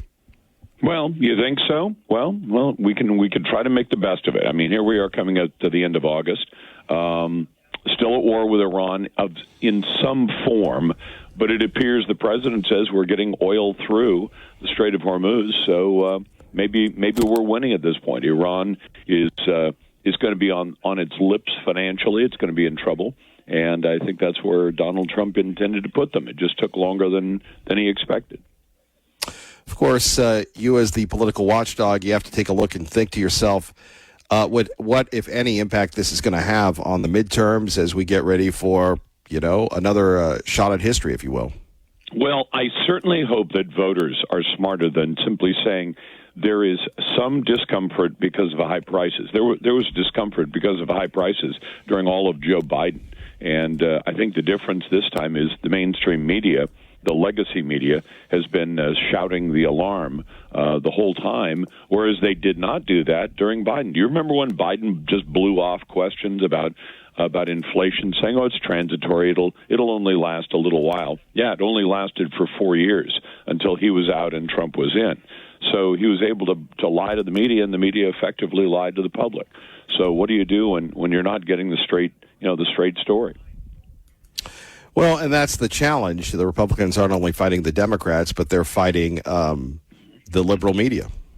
And do you want if you're a tried and true Democrat voter, some of the people who'd call your show, and God bless them, but they'd say, I've voted Democrat my whole life. I'm going to vote Democrat again. Are you really going to vote for a party that's bringing socialism to America? And this is not just a theoretical issue or an issue of what do you call the kind of politics we practice. It's how you do government. And it's about the expectations of the people who vote for a government that's there to serve, but only what we absolutely need, and leave the rest of it to citizens. America affords you tremendous opportunity and liberty. So it's what you do with it. And yet there seem to be a number of people today who say, I don't really want to work. I want somebody else to pay my bills. You know what? I'm not interested in paying their bills. I pay my own bills. They should pay their own bills. And if you are truly somebody who is, say, disabled, you're disabled physically or disabled mentally, America is a generous enough country to be willing to help pay the bills or pay all of the bills for people who are truly that. But there are a bunch of people who seem to want to have the government pay for just about everything. And in fact, right now, one of the biggest stories that's, because I watch all three states, Oregon, Washington, and Idaho, in Oregon, they're saying, we've got all these people on Medicaid. Do you know how many people are on Medicaid in the state of Oregon? It's basically one person in three. Now, do you really think in a prosperous country like ours that the government has to provide the medical insurance for 1/3 of the entire population? But even if you accept that that's needed, I don't think it is, then you say, well, who is it that's about to get kicked off of the Medicaid program? Not Medicare. Medicare is for the old, Medicaid's for the poor. Who's getting kicked off? Able-bodied, working-class Americans with no kids at home and no physical or mental disability. And you say, hold on, you're working age, okay, you're 18 to 60, and so you would be expected to work. And do you have a job? No, I don't have a job. And what does Medicaid want you to do to qualify for government, meaning taxpayer-funded health insurance? They want you to work at least 20 hours a week. Full-time is considered 40 hours a week. Kevin, people like you and I work 60 hours a week. But if we could ask them to work 20 hours a week, and they say, no, that's unfair, that you want me to work. Well, I don't think it's unfair at all. Do you, Kevin? No, not at all. And so if you say to those people, if you're not willing to work 20 hours a week, either be in a job, in a training program that leads to a job, or seeking a job, they'll even allow you to do volunteer work 20 hours a week. Some of these people are saying, I'm not willing to do any of that. Well, Kevin, I guess I look at it this way. If you look at America like a family, and say you have a family member who's fallen on hard times, lost his job, let's say he doesn't have any small kids, he doesn't have any dependents, and he comes to you and your family and says, hey, Kevin, I need a place to stay. And you say, okay, you can come and stay with us. We'll help you out till you get back on your feet. But we expect you to get back on your feet as quickly as you can. We expect you to find a job. We expect you to produce some income. We expect you to be able to pay your bills. And you say your brother-in-law is the person we're talking about. I don't know if it is. I don't want to make it too personal. And he says, no, I'm not willing to work. I just want to stay at your house and eat food from your refrigerator and watch your TV. What would most families say to a deadbeat like that? Time to go.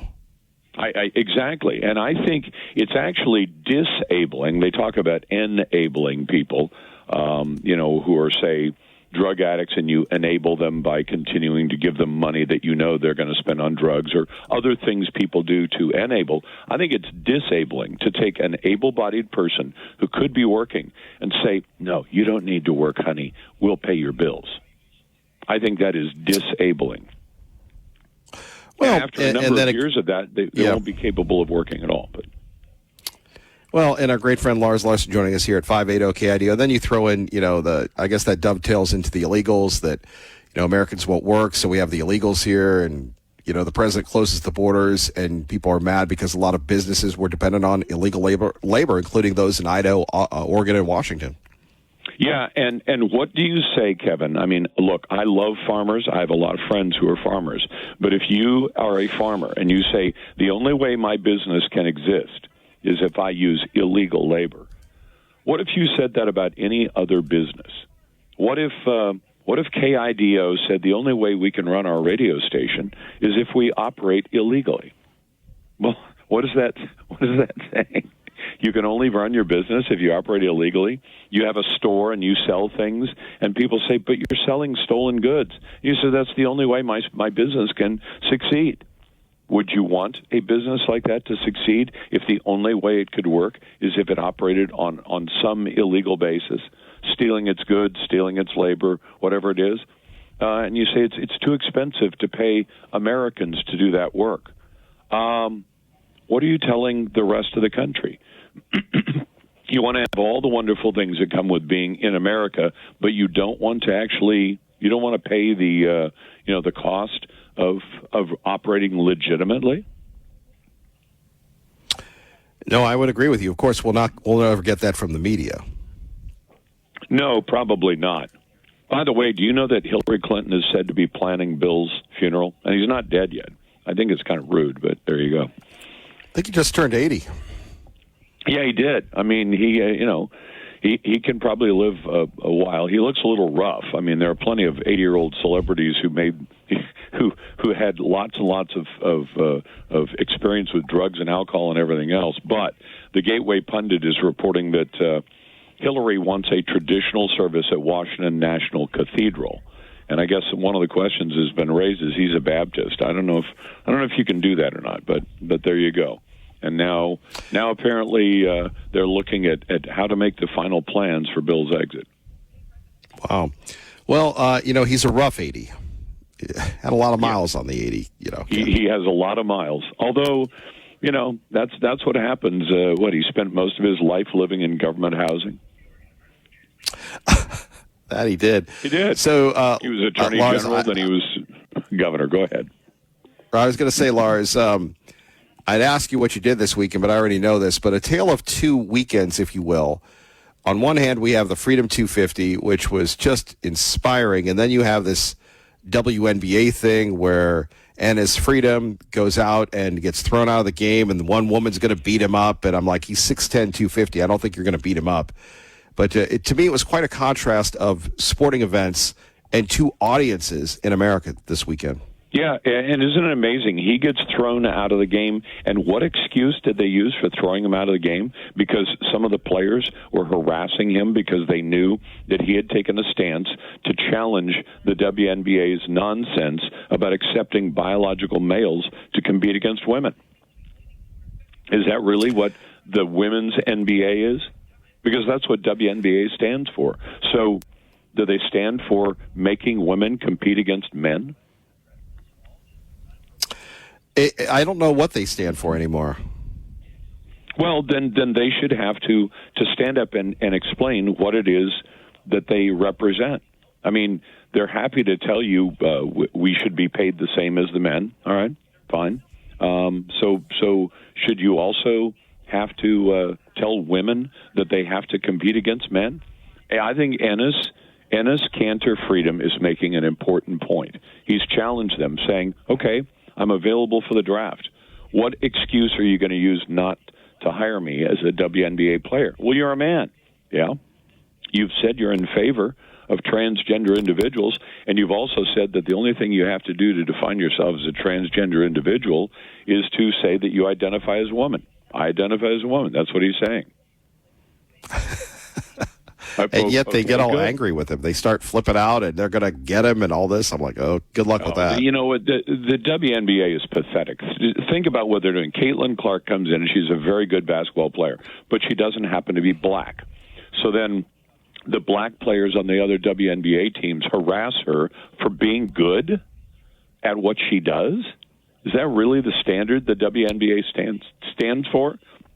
And, one of the sales points they would tell people is don't take your daughters to an NBA game, take them to a WNBA game and see what the opportunities are for them. Well, what are the opportunities? You can bring your daughter to a WNBA game and find out that they would let people play who simply identify as women, even though they're not actually biological women, that they would make their other players be forced to play against biological men.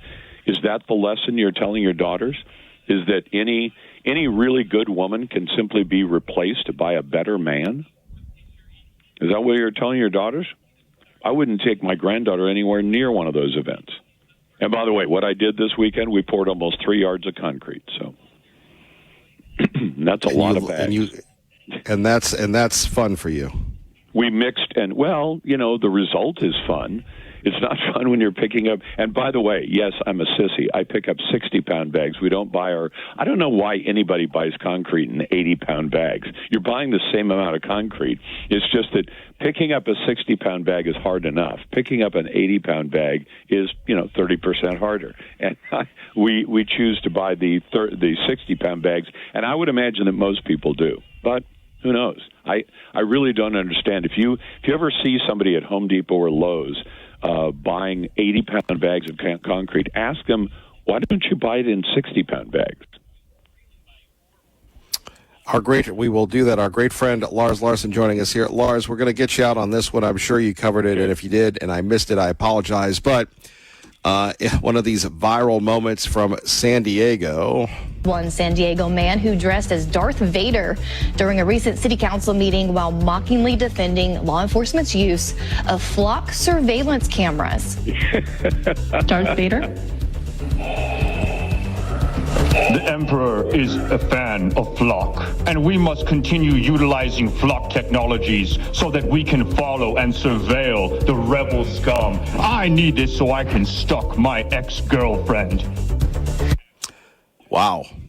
Yeah, wow. Well, we know that flock cameras have been used illegally by people in police agencies, and those people should be either disciplined or fired, depending on the level of the offense. Think about it this way, Kevin.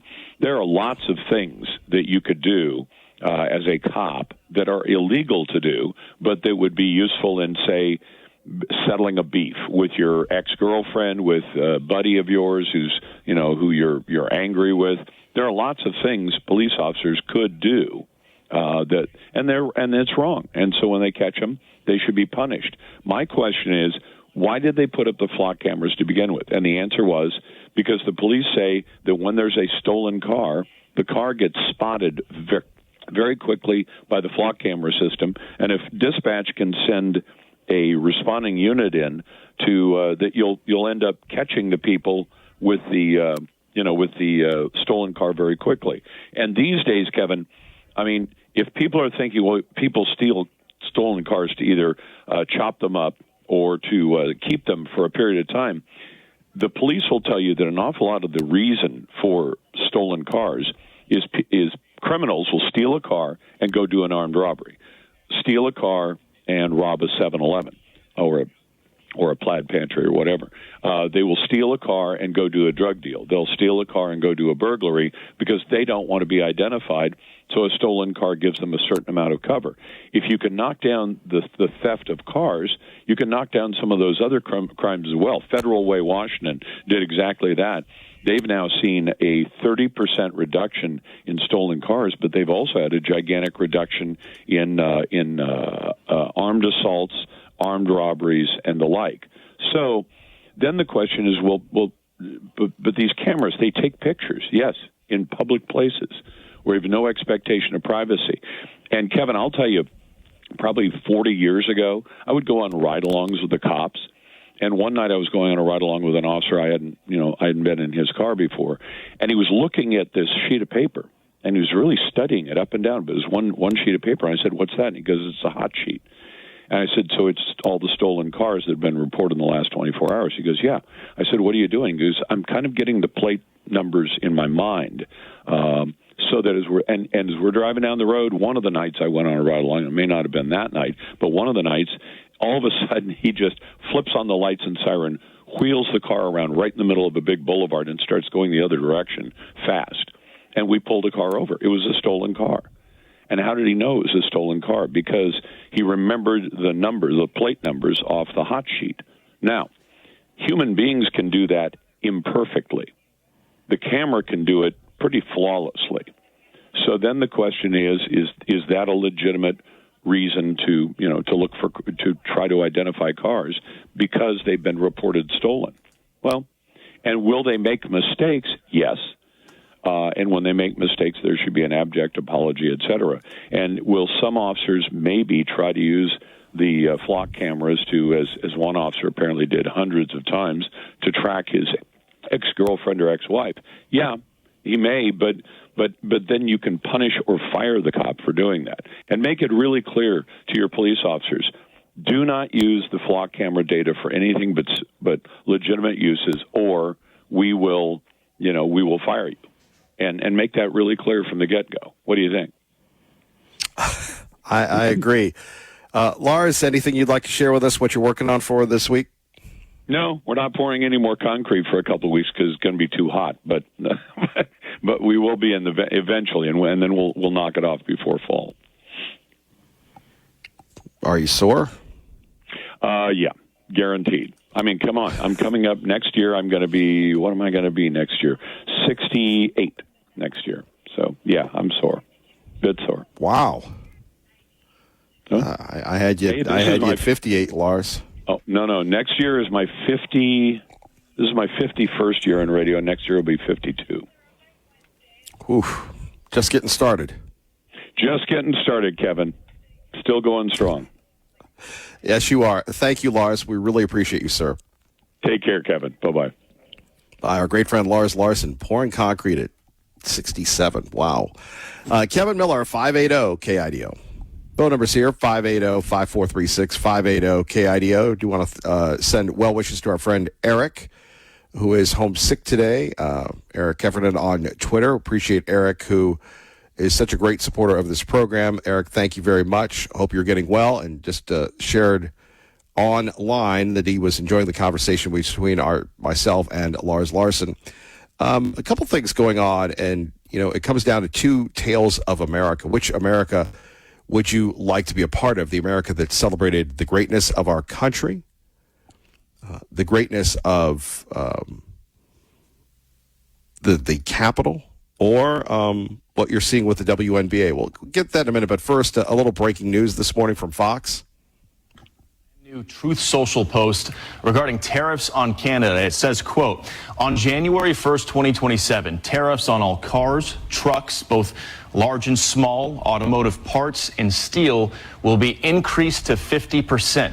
Built in the U.S., and there are zero tariffs.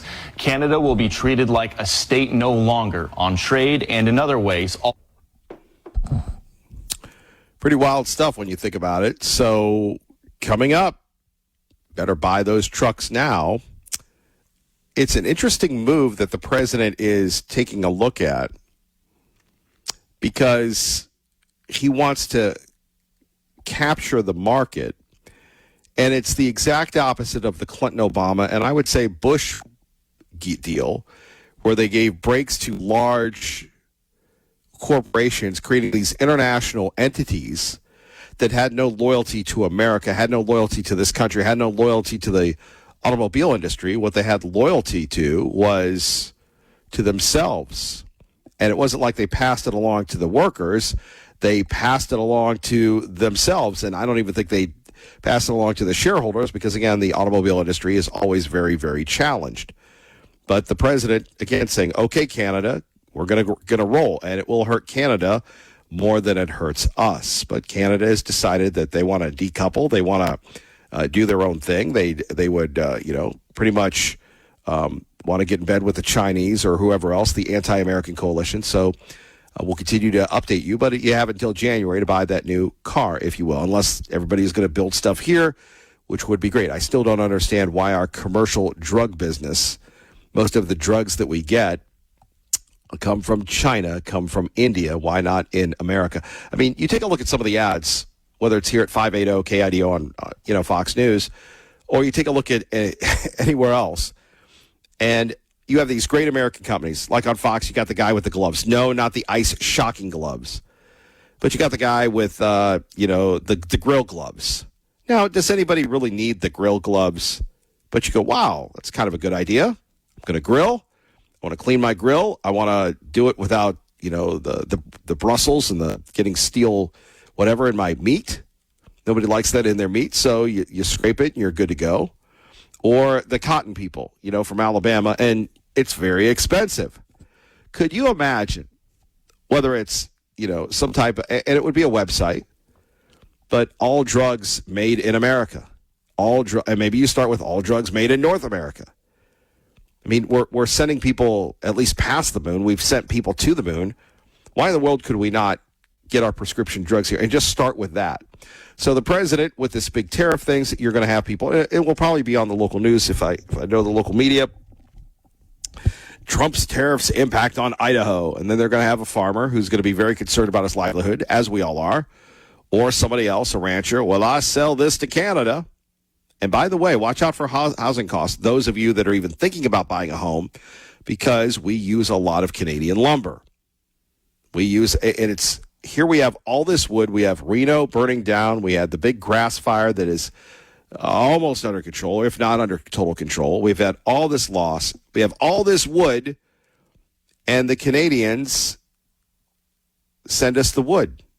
It makes no sense. I would hope, and maybe it's time to pray, that Spokane, Reno, and all the things that are happening right now that, in my opinion, are avoidable, that these tragedies will spur action and people will actually start taking care of this so we don't have these oppressive, insane western wildfires. And, of course, the air has been horrible this summer.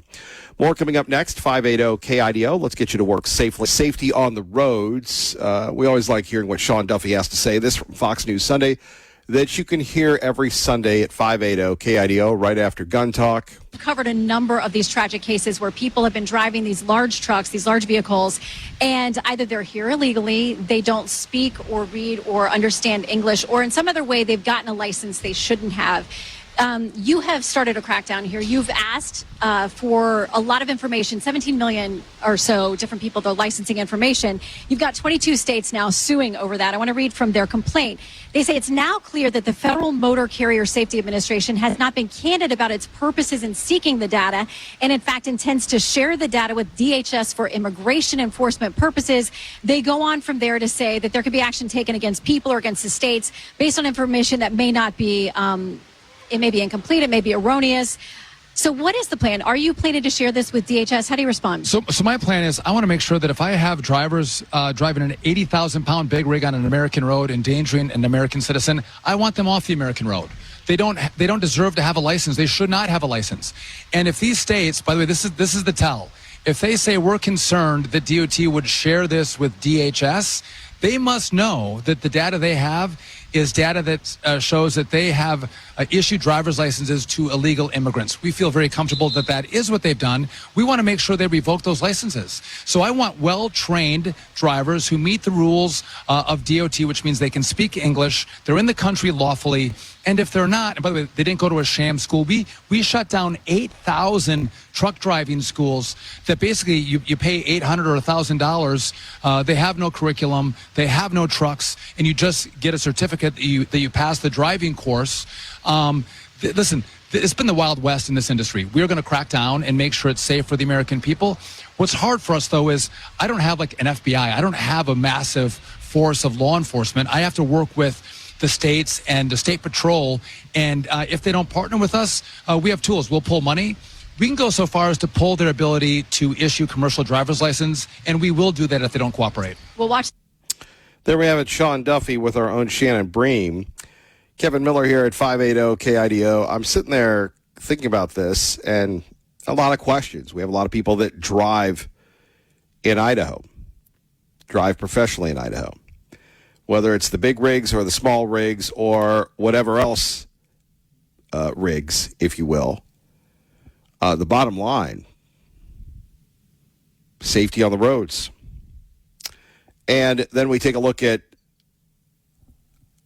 where we are today and what our state is doing. Is our state doing enough about it? Is our state doing enough to keep our people safe?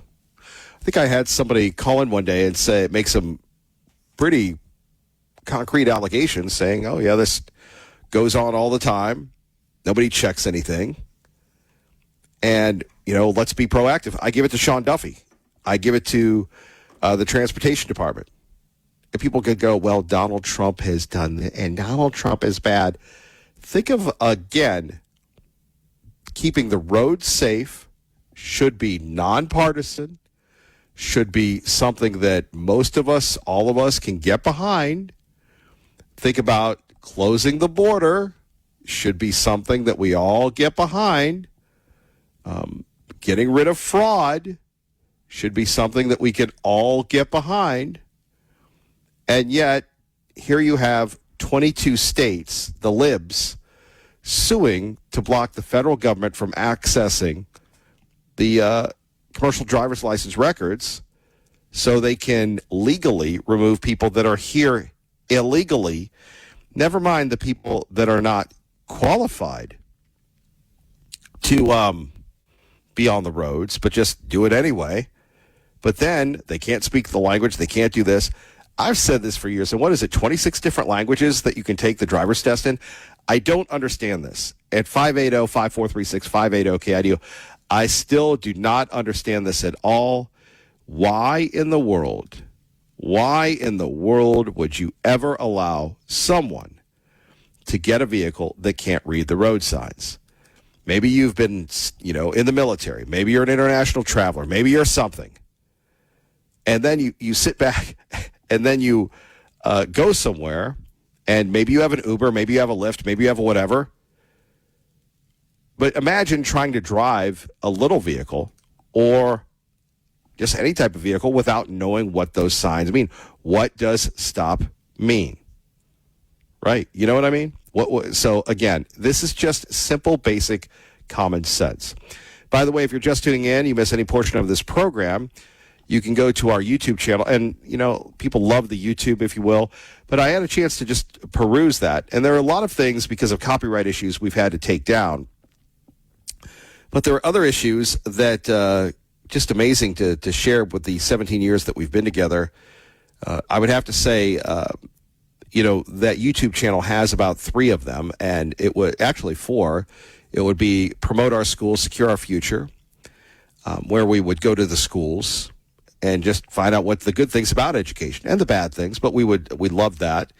Obviously, Kevin in the Kennel, supporting the West Valley Humane Society, where we took the show, lived in the kennel. And again, it wasn't just like what most people do and what I do now is you're there all day. No, I stayed at night inside the dog shelter, the animal shelter, by myself in Canyon County. Then we move on to from Boise to Baghdad, Idaho to Iraq and back, if you will, where we went to Iraq. And then it's funny, I see a lot bigger Kevin Miller actually over the crossed swords in Iraq and profiling the great work of the 116th Combat Cavalry Brigade, the second largest deployment in state history, where we were the only media outlet in the state, in the region, to go there, to be embedded with them. And, not much gray, just a lot of, auburn, strawberry, blondish red hair there. But fascinating to go back to that. So if you're looking for something to do, you can take a look and listen to every show that we have here. And then you could take a look at just some of the things that we've done. And obviously Miller's Mission, you could see the first Miller's Mission from the old days with our YouTube channel. It's kind of like watching KIDO Classics, if you will. And instead of saying KIDO Talk Radio, I say KIDOAM.com. It's funny how the day has evolved. Speaking of evolved, we are expecting the Treasury Secretary, Scott Bessent, to make an announcement probably about 11 o'clock our time, 1 o'clock Eastern, concerning what is the economic D-Day. They're calling it the toughest sanctions in history. The Trump administration says the economic campaign is intended to reduce the need for another military offensive. The Iranians have said, we're not scared of you. We're not going to take it. We're going to hit back. They say their response will be devastating. If you wonder what the Iranian currency is, it's called the rial. It has fallen to a record low of roughly 2.02 million to the dollar in the open market. So now we're using economic pressure, and the media has done us a grave disservice, if you will. And the grave disservice that the media has done is saying that the American military has failed to win. I'm going to blow that theory up for you and defend the military in a minute. But first, like your favorite fast food place, we live to serve, eggs over easy, mashed potatoes. It's comfort food for the soul. 580-KIDO. We go to Lee Joe, who joins us now. Lee Joe, always a pleasure to have you with us. Good morning. Good morning, sir. As usual, multiple subjects, which one might comment on, but let's just quickly discuss Lars Larson's comment that flock cameras just help the efficiency of the police, that they're a great help to the community, that blah, blah, blah. All the stuff that the flock company would like you to regurgitate so that you can just happily give up your rights, because that's expected in Idaho, that you give up your rights. The flock camera is the government searching you without a warrant every time it monitors you. Okay, it's looking in your car, it's looking at who's driving, it's looking at what you're doing, where you're going. It's an end to your right to travel, to your freedom to travel. It's the government knows, the government will tell you, and I'm endlessly seeing the flock camera, enforcement cops coming to some person's house and saying, "Oh no, we got you 100%. Some jerkwad of a cop, more than happy to violate individual rights, just telling people and bullying them and, not going through any due process, basically saying confess or you're going to jail. And, the due process is gone. And we're supposed to sit here and accept this is the new normal. The dude in the Darth Vader outfit that testified in front of his city council, he's right. This is the police state just coming down closer and closer. This is a violation of your rights. Lars's little argument about, it's for the greater good. That's just communism. That's just socialism. You know the place that doesn't have flock cameras? Boise. Why is that? I don't, maybe it's Republican lobbyists that work best, that work for flock. Law and order, law enforcement, go, go, go, rah, rah, stick them all in jail. Those guys, maybe they only work with Republicans, and maybe the Democrats are the ones that have some common sense about giving the police too much authority. Well, maybe they have their own version of it. We don't know about it. Maybe they have the secret flock cameras, if you will.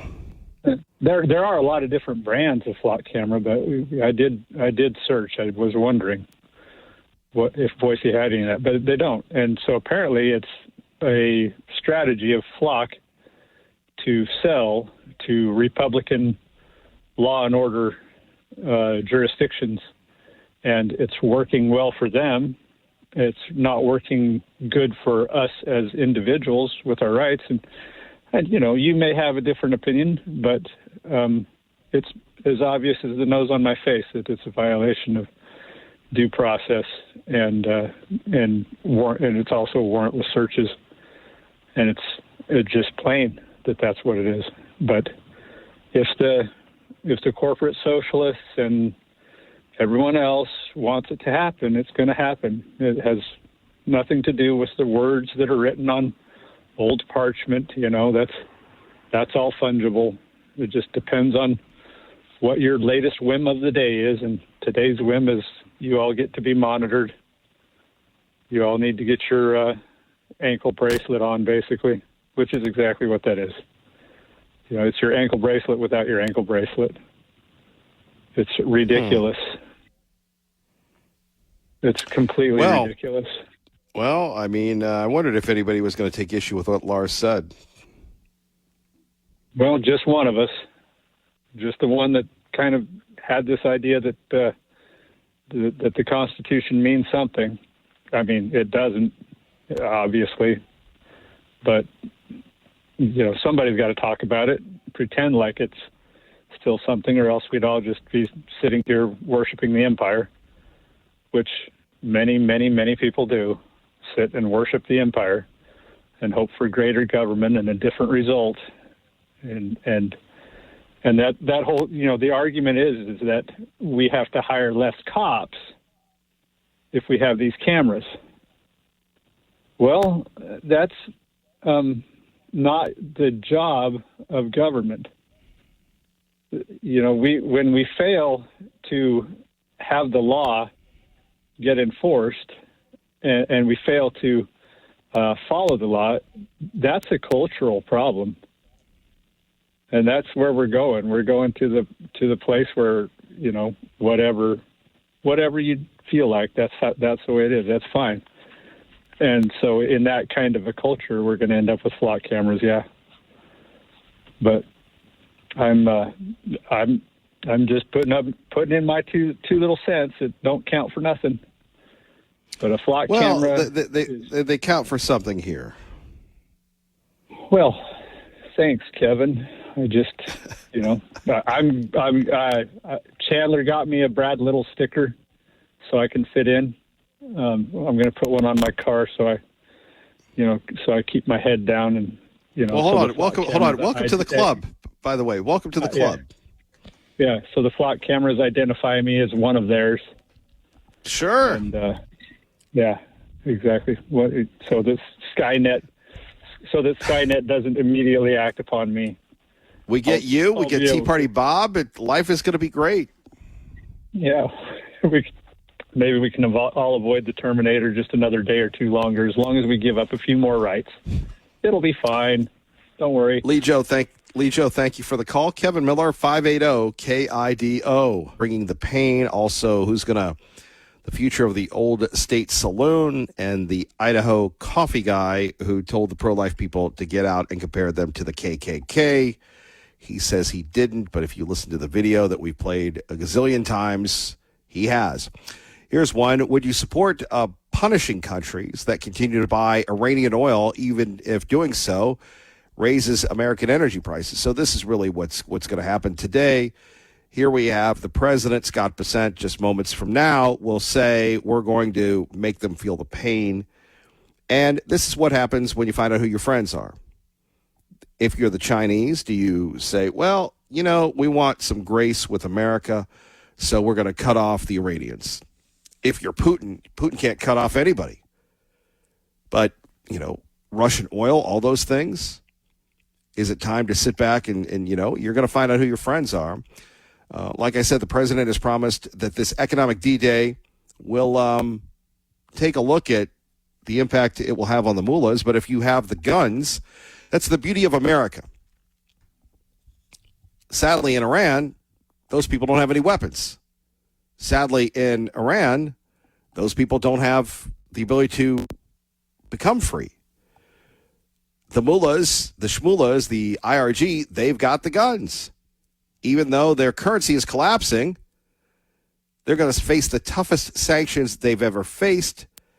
Now, the Turanians are saying they're going to retaliate when they're, you know, going at power plants and everything else. And what the Democrats and the media have portrayed, unfortunately, is this situation where they say the military can't get the job done. No, the military can get the job done and could get the job done, but we are the most friendly, the most humanitarian, the most forgiving country on God's green earth.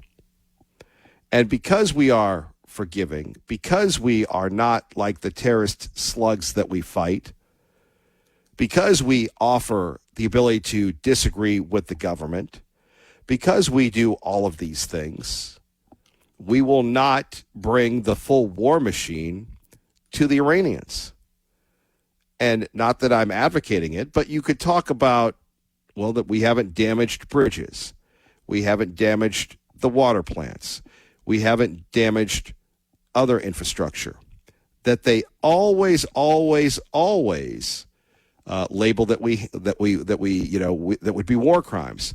So it's not like the U.S. military is failing. But if you've ever been in combat, or you've covered this program, or you watch a news program, what is it? The ROE, rules of engagement. Our rules of engagement prevent us from acting savagely, in an inhumane way, where the Iranians don't care. So to say that we have failed militarily, not true. Not true at all. The bottom line here is that we choose not to go deeper. By the way, if you're wondering what's going on in the Strait, let's get the very latest from our own Trey Yanks at 580 KIDO.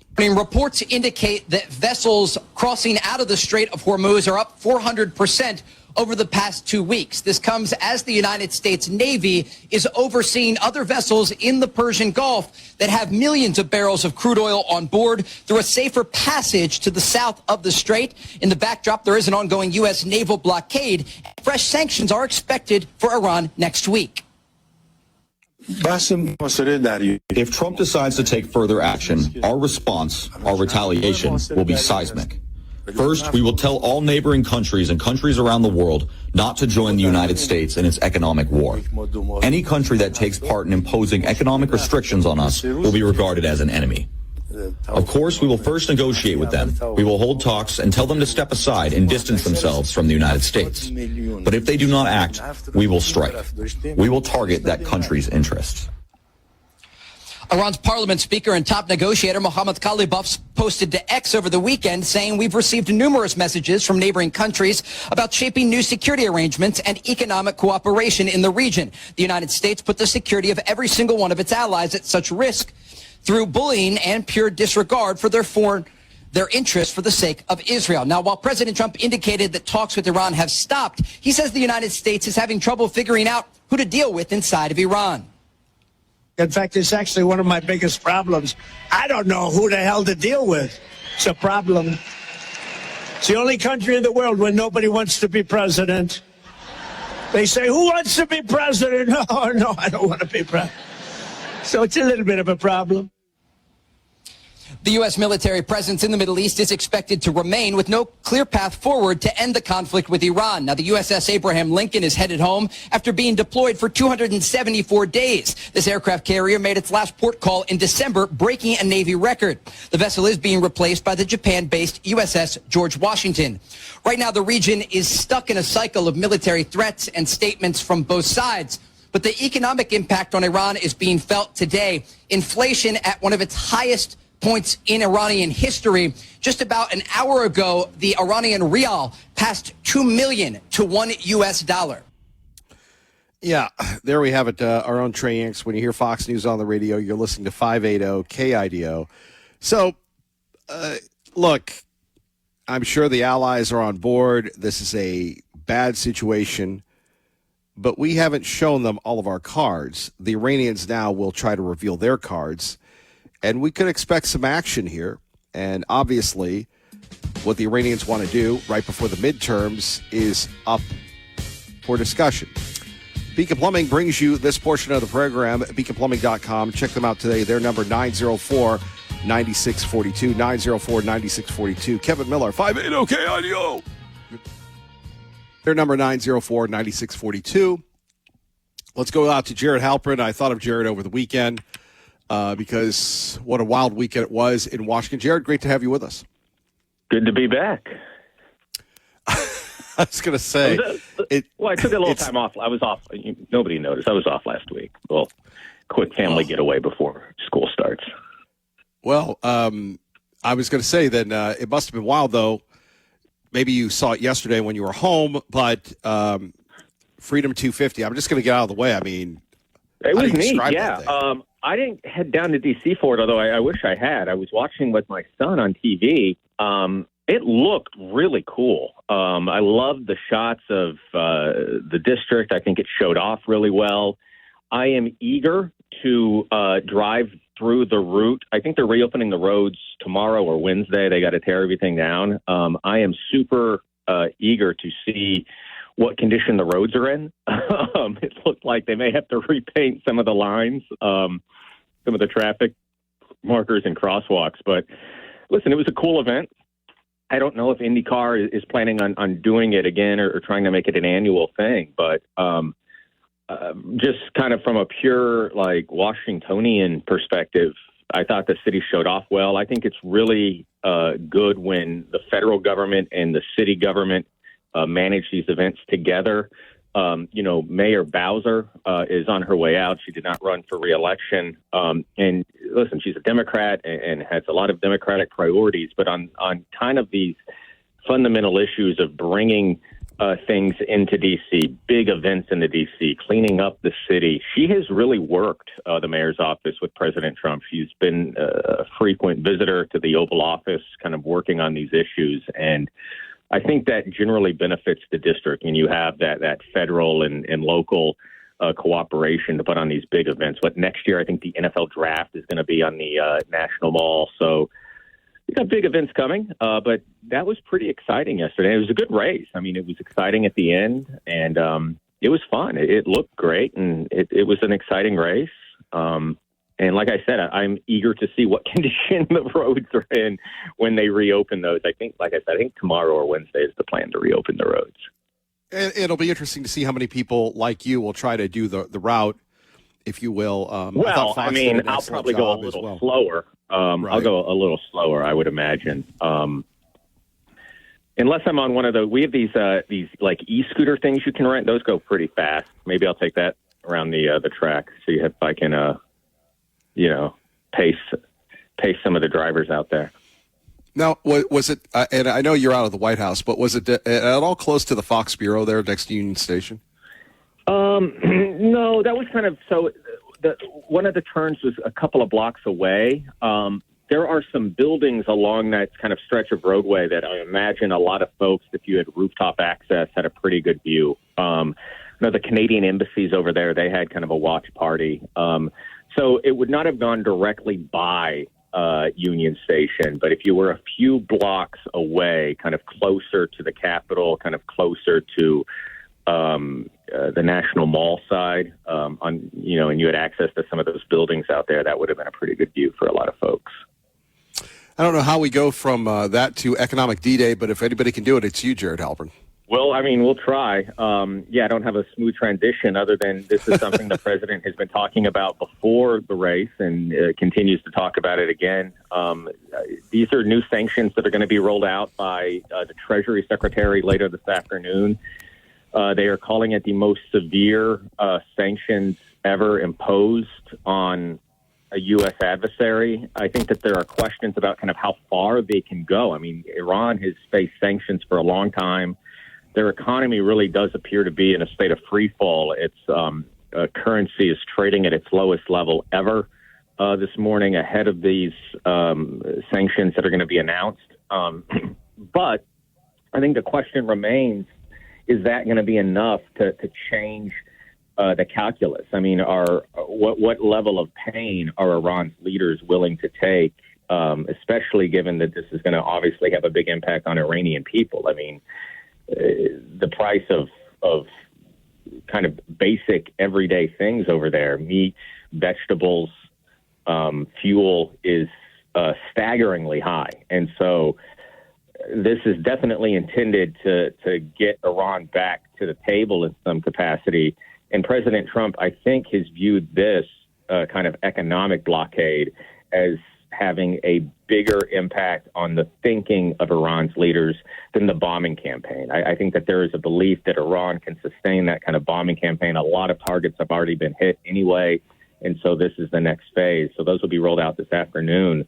And as the Secretary has said and President Trump has said, these are going to be perhaps the most substantial economic penalties any U.S. adversary has ever faced.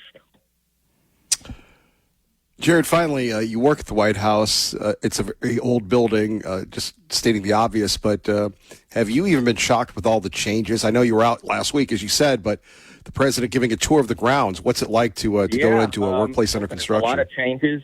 Some of them have been slowed. Obviously, the ballroom is the one that gets all the attention because that's the one facing the most legal challenges. The Supreme Court allowing that construction to at least continue for the time being. That's the most noticeable change. You don't see it, obviously, when you're walking around, but these giant cranes are kind of always operating. The new helipad is something that is not all that surprising. I don't know if it would be maybe as big or ornate under a different president, but the idea that they were going to have to replace the landing strips out there was long believed to be the case. These new helicopters that they are using from Marine One are very powerful. They do have a pretty big impact on the grass and burning it and not making it look great. So I think that may have happened anyway. But certainly the president has left his mark on the White House.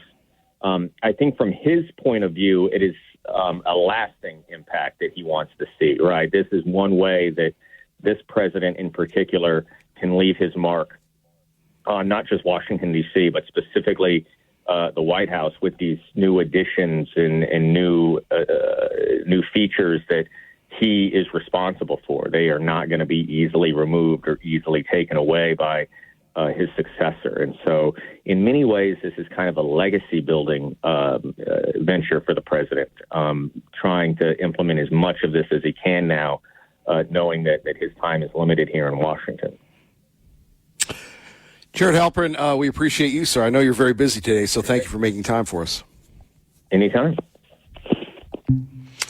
Jared Halpern joining us. Kevin Miller, 580 KIDO. The president of the United States and the Iranians and what's next.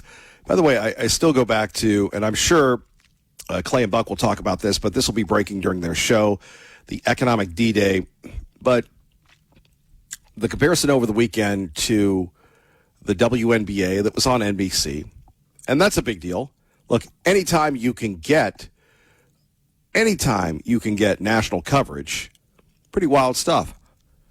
But it really is a tale of two Americans. On one hand, you have the wokes, where the wokes are, saying we don't know what a woman is. We're not going to, define that. We're not going to protect women's sports because to do so in their own moral compass would be bad. And then you have the NASCAR or the IndyCar, not the NASCAR, maybe NASCAR will be next, driving through the streets of the nation's capital, surrounded by, one could argue it's a propaganda piece because it was so just inspiring and so patriotic. And you had people singing in the planes and the flyovers. Oh, amazing. Speaking of flyovers, don't forget the Spirit of Boise Balloon Classic coming up next week. Next Wednesday, we kick it off with Kids Day. That I think it's, Thursday is come by and hang out with us in the morning day. Friday is mornings. The balloons will be going up. And at night, the historic night glow that captures the attention of the world. I can remember when we brought that back, and that was, thanks to Mike Owens Promotion, Scott Spencer, Lori Spencer, Kevin Godwin, the staff, the supporters, when we brought that thing back. And I can remember a couple of things. It was the most amazing thing from our little quaint outlet here in Boise, Idaho, back before social media became such a big thing. The Balloon Classic went viral worldwide. The night glow was the number one trending topic on then Twitter. And the Boise Music Festival has repeatedly gotten a lot of attention. But the balloons that are free, the balloons that come in and, inspire so many, so much so that Dave has to say, look, man, don't watch the balloons when you're driving in. Keep your eyes on the road. That's next week. So thank you to everyone, and we look forward to seeing you there at the night glow. And then Saturday, the balloons go up. Sunday, the balloons go up. Mrs. Miller's favorite day is Sunday, where you have more of a faith-inspired balloon-themed day. Do want to remind you, we're getting ready for the tariffs, so watch out for milk, honey, dog leashes, gloves, coats, safes, hockey sticks. These are all the things we import from Canada. Fishing rods, Christmas ornaments, smartphones, beer. There's a reference to Doug and whatever his name is, Doug and Bob McKenzie, Bill McKenzie, whatever. For those of you over 50, wine, whiskey, vodka, wigs, and fake beards. So if you're buying a fake beard, if you're buying a wig, not that there's anything wrong with buying a wig, fake beer, vodka, whiskey, wine, beer, smartphone, ornaments, milk, honey, dog leashes, gloves, coats, safes, hockey sticks, fishing rods. Not that there's anything wrong with that. You'd better get them quickly because the 50% tariffs are rolling. So 50% tariffs on all imports from Canada, about $20 billion worth of goods. Now, what does that mean? 5% of total imports are from the Canadian. Now, you have the Canadians. They're mad, which we do share a border with them. I don't know if there's going to be any border incursions. I don't know if we should get the National Guard ready. But the Prime Minister, whose last name is Carney, he's a Carney. Canadian Prime Minister Carney vowed dollar for dollar tariffs in response, set to take effect September 8th. So we're going to look at tariffs on vehicles, parts, steel. That will start January 1st. Now, as the media goes crazy and everybody, gets nuts and the stock market goes insane, remember, we're dealing with the president. The president who has been there before and has done that again and again and again. He wants to take the Canadians to the brink. Now you have Carney, who said, I ran on this. I'm going to stand up to Donald Trump. As we know in life, liberty, the pursuit of happiness, when we have a conflict, maybe it's a generational thing, maybe it's a boomer thing, maybe it's a Gen X thing, but more often than not, people do not like the conflict. Maybe it's an East Coast thing versus West Coast, but people do not like the conflict. We get all anxiety, we get mad, we send emails, we get upset. Our mind runs wild because we have, I suppose, too much time on our hands, and instead of focusing in on the good, the bad, the ugly, then we have a confrontation. And once we have a confrontation, then all heck breaks loose. So now we have the Canadians. They're pulling a Tom Petty. What's that, Kevin Miller? They're not backing down. That's right. They're not backing down, and they're going to put it to us. Just like we're putting it to them, we're putting it to the Iranians. Truly, it is Team America against the world. And what they're counting on is either the liberal loons take over, like we see these DSA-backed candidates, or the president capitulates. But like we said, the issue involving this guy is he just doesn't care. He's not your typical politician. Remember, it was last week that we reported at 580 KIDO, the President of the United States said, yes, I went to war with the Iranians, and I would do it again. I'm not going to apologize for it. I'm going to do my very best to liberate the world from the tyranny of the Iranians. It's bad enough we have the North Koreans. We can't, at least the North Koreans are somewhat sane in their own insane way. Then you have the Iranians that are not sane. And look at what they're doing to their own people. So if you're joining us now, 580-5436, 580-KIDO, we go back to the country. And I would say the country, if they had to pick between the WNBA and IndyCar over the weekend, the Freedom 250, people that vote, people that have disposable income, people that have a brain, people that have pride in this country, people that have served would wholeheartedly, 95% of the country would prefer what happened over the weekend in Washington, D.C. Race car drivers, Americans, foreigners, all coming together to compete at the highest levels.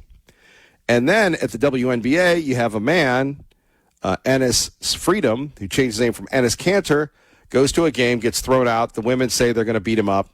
And you think to yourself, why can't we keep politics and gender and everything else out of sports? Well, you can if you just accept it. You know, Clay Travis, Buck Sexton, especially Clay has been at the forefront of this thing, calling people out, been vilified. Gosh knows, and that guy's got thick skin. Gosh knows what the liberal viral has been against him. But you have a point. If it's truly a women's league, shouldn't it be for women only? So then we have sports groups, sports organizations, sports media outlets that what do? They, instead of staying out of this thing, like good, responsible business owners should, because Republicans buy sneakers too, we have the New York Liberty who decided to put up on their scoreboard the welcome trans Liberty fans, you are loved and you belong. That's true. So you go to a game, maybe you're spending money, and then you have a political statement.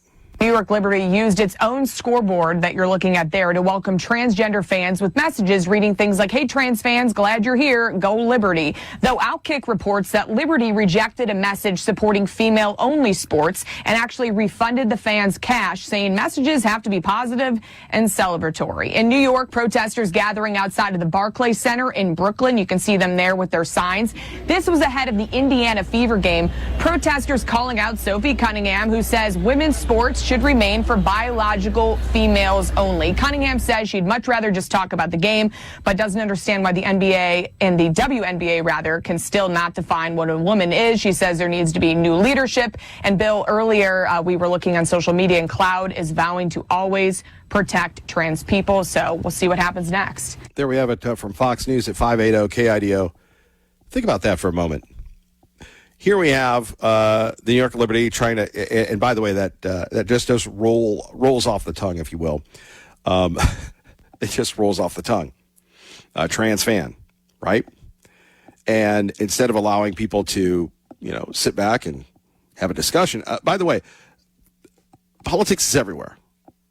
Politics is on your phone. Politics is in the boardroom. Politics is at work. And I know, personally, professionally, there are a lot of people that when they get together, they love to talk politics. And more often than not, you lose friends, you lose relatives, you lose a lot of people, unless you're, in that particular tribe, unless you're a conservative, unless you're this, unless you're that. People go viral, people go crazy, and people lose their minds. So if you are someone who is down with sports, if you are someone who wants to escape the mundane existence that we have, or you have a good existence and you want to celebrate it, you take your kid to a game where professional women can make enough money, that's all they do. And then you have a message, pro-tran, anti-tran, tranny-tran. What does that have to do with who's going to win? Now, to me, and this is one of the reasons why we haven't really covered this story, but we'll take it out to a broader cultural form, if you will. Look, kids' sports should be about kids. And let the politicians go back and forth with each other all the time on this. Let the politicians call each other names. But if you have a sport, and I'm sure, whether it's Ennis Freedom, Ennis Cantor, whomever, you're going to have somebody start suing them because we continue to provoke and everything else. But if I'm sitting there and having been involved in businesses and support businesses and market businesses, the last thing you want to do is alienate anybody. The last thing you want to do is alienate anyone. You want to make sure, what's that shirt in Boise? All are welcome. Why not? Just stay out of it. By the way, we'll talk a little bit more about the trade war. Expect more coverage throughout the day at 580 KIDO. You're going to love this one. Republicans have raised $500 million to save the Senate. You're going to, well, like I said, a network, we do have the money. A network of Republican groups aligned with Senate Majority John Thune, Mark the watchdog of Eagle's favorite guy, has raised more than $500 million for the 2026 midterm elections. That's a record-setting war chest. This is what the Republicans are counting on. Can money buy you love? And thank you, Jim and Star, if you're still listening. Ask Thomas Massey. Can money buy you an election? Can money buy you a win, even though things are very unfavorably to them? Let's talk about it next. You've heard enough of me. I'd like to hear from you. How do you do that? Simply do, or the rotary. We still accept rotary calls. 580-5436. That's the number here. You're listening to Kevin Miller on 580 KIDO. Fox News Now. Prohibited the sale of American wine and spirits in their stores. They put limits on how many autos could go into Canada. And even before that, they restricted the sale of U.S. dairy into Canada. So lots of new and long-standing issues with Canada. After about a year of asking them to eliminate these, they said no. So we proposed some very tailored tariffs covering about 5% of what they send us. So pretty low amount in the grand scheme of things to have our own tariffs on those to counter out that retaliation. the Canadians came to us about a month ago. They said, we'd like to negotiate. We didn't ask for it, but we said, okay, we're happy to move forward in good faith, and we did, and they did. We progressed to a point Tuesday night where we had enough agreement among the parties to announce that we had found the way to a deal. Then we set about to finalize it, and then in the last hours, I think there were things that the Canadians just, they wanted more. We offered them the best access to the United States of any country in the world. Obviously, there's always going to be tariffs, and there's going to be that protection for American workers and companies. That's the president's trade policy. That hasn't changed. But we sought to accommodate the Canadians by giving them, by cutting tariffs in half on steel, on aluminum, and extensively reducing them on autos and even on things like softwood lumber, accommodating some element of that. Things that are sensitive for the Canadians. They wanted more. I don't know if it was political for them. It certainly doesn't make economic sense, but perhaps for political reasons. They have some by-elections coming up. I don't know, but they came in and they wanted more, and we were prepared. There we have it. U.S. Trade Representative Jamieson Greer, earlier this morning on Squawk Box on CNBC. Again, Mr. Greer has been all over Fox News breaking this down. So this is what we're not hearing from the lamestream media. To quote Sarah Palin, we're not hearing this. What we're hearing is, look, they didn't want our dairy in their country.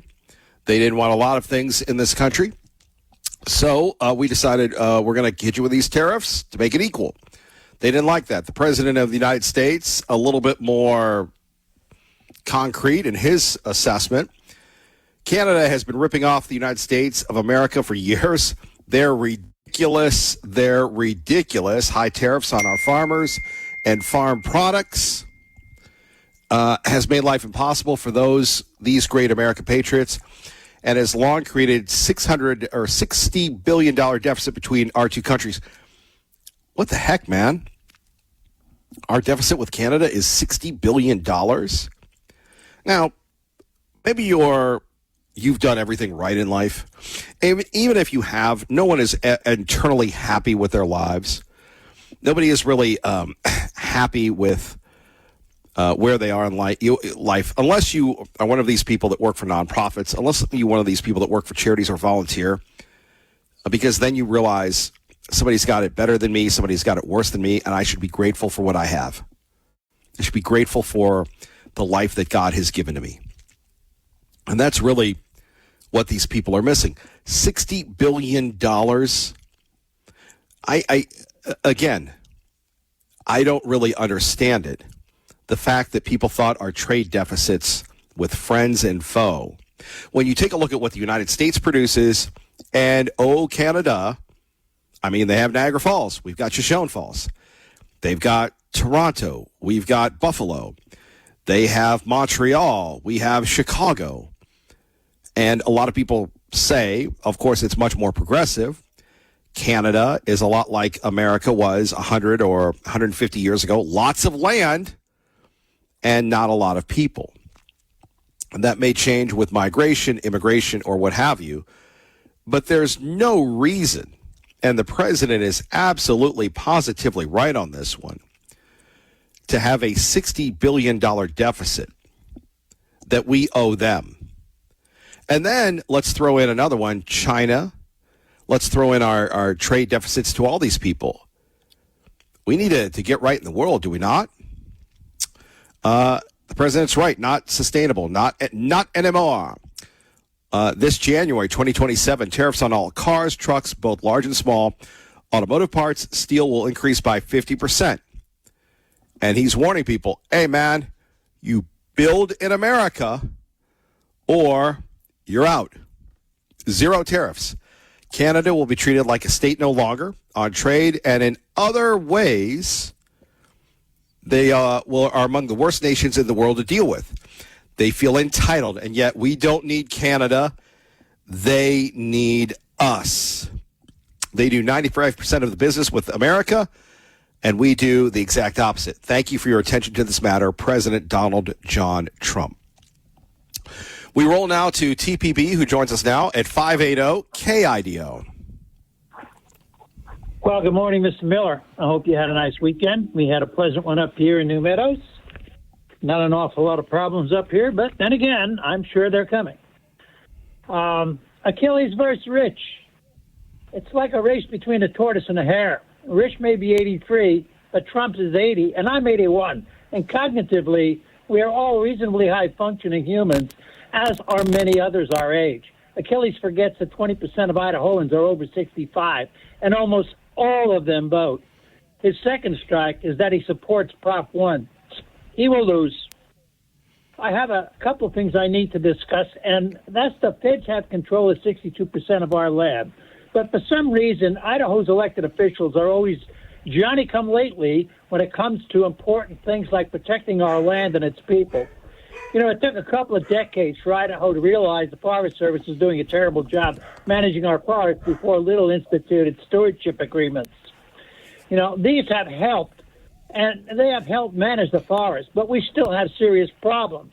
Everybody remembers Lava Ridge, where the BLM gave final approval to a 104,000-acre, 200-plus wind turbine farm and 600-foot-tall towers.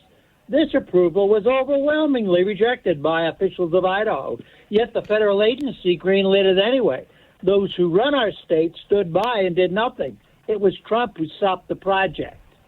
You know, our politicians invited data centers and huge expansion of Micron to become part of our infrastructure, offering broad sales tax exemptions with no strings attached on water and power.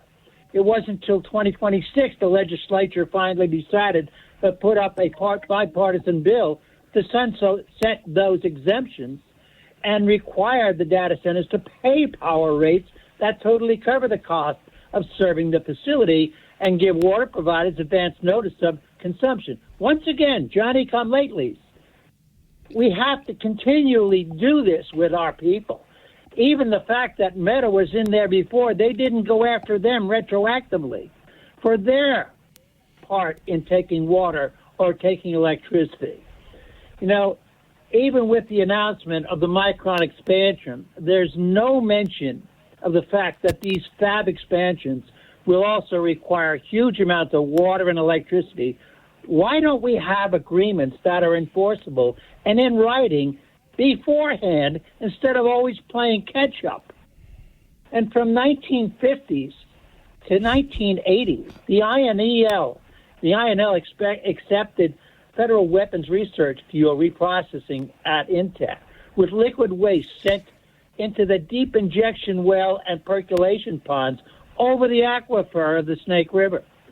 There were no requirements to solidify before disposal, no binding removal obligation, no aquifer liability guarantee. Even BAT's 95 agreement was abrogated by Otter, who accepted 50 more fuel rods from submarines.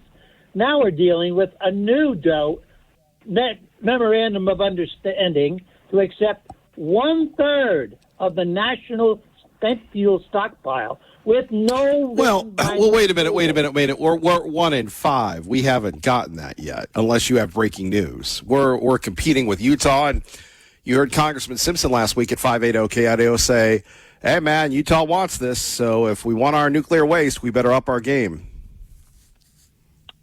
Well, that's what I'm getting to, Kevin. Up the game. If you're going to make a deal with the feds, you damn well better have all your P's and Q's in line and all your T's crossed and your I's dotted, because they're going to do the same bloody thing they did in the 1980s and 50s when we wound up taking all of that garbage and nobody cared about it. So what are our protections? Lieutenant Governor Becky says it's a good, safe deal. But ask him if he knows the half-life of nuclear reactor fuel. I will bet he doesn't know that plutonium-239 has a half-life of, get this, 24,000 years. I mean, we're not. But if you were a betting person, I think we get it. I don't think that anybody can strike a better deal than our governor. I don't think that anybody has better facilities than INL. And there's not really, besides you, there's not really anybody that has a problem with the nuclear waste. If they, oh really? I'm the only one who has a problem? Boy, are you misguided. Okay, well, okay. I don't. We talk about the story. We write about the story. You write about the story. Is that very mature? Is that a mature statement by you? What you're doing is not mature either. By saying, where's the opposition? I'm asking you a question. Now, maybe you don't like it when people ask you questions, but I think that's a legitimate concern. Where's the opposition? Where's the protest? Where's anything? There's none. There's you yelling at me. Where is the press that notifies the public of the opposition? Where are they? They're nowhere to be found. There is opposition to this, but you're not going to hear about it. You won't hear about it on TV, on the radio, or in the newspapers. It's not there. I agree with you. So how do you stop it? I think get ready to glow in the dark, bro. Exactly. Because once you've got it, you can't get rid of it. You're stuck with it. People better wake up. They don't understand. I don't think people in East Idaho have a problem with it either because they love the INL and it gives them a lot of jobs. Again, I'm not endorsing this. I'm just calling it as I see it. It'll be great when I see the cows walking around at night and they all glow in the dark. Maybe you could ride one. Or when you can't drink the milk. Well, you only have to have one accident. It doesn't take much. I was in New Jersey when the reactor blew. Don't buy the cow if the milk is free. Yeah. Yeah, don't buy any cows that are from Idaho after this. I just don't trust them anymore. I just don't trust any of these politicians. They're not going to do the right thing. I don't believe it in my heart of hearts, my friend. We appreciate. All right, Tea Party Bob, we're suffering today. Kevin Miller, 580 KIDO. Even when we were going up against Lava Ridge, people protested, but the federal government kept going.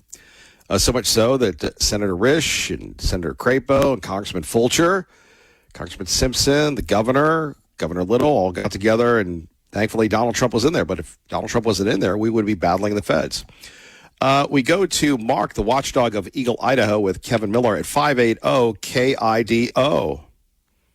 Hey, good morning there, Kevin. Hey, right on the money there, Tea Party Bob. Jolly good on that one, I'll tell you. Now, he's spot on and right on the money what he said. You and I were out there at that, middle school out there in Emmett to talk about the fracking. You were the MC. I was sort of a guest speaker on that one. It was you, me, and Tea Party Bob. That was, 15 years ago?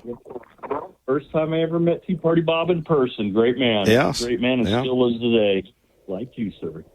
And, we fought about the, against Alta Mesa and fracking, injecting wastewater into the ground.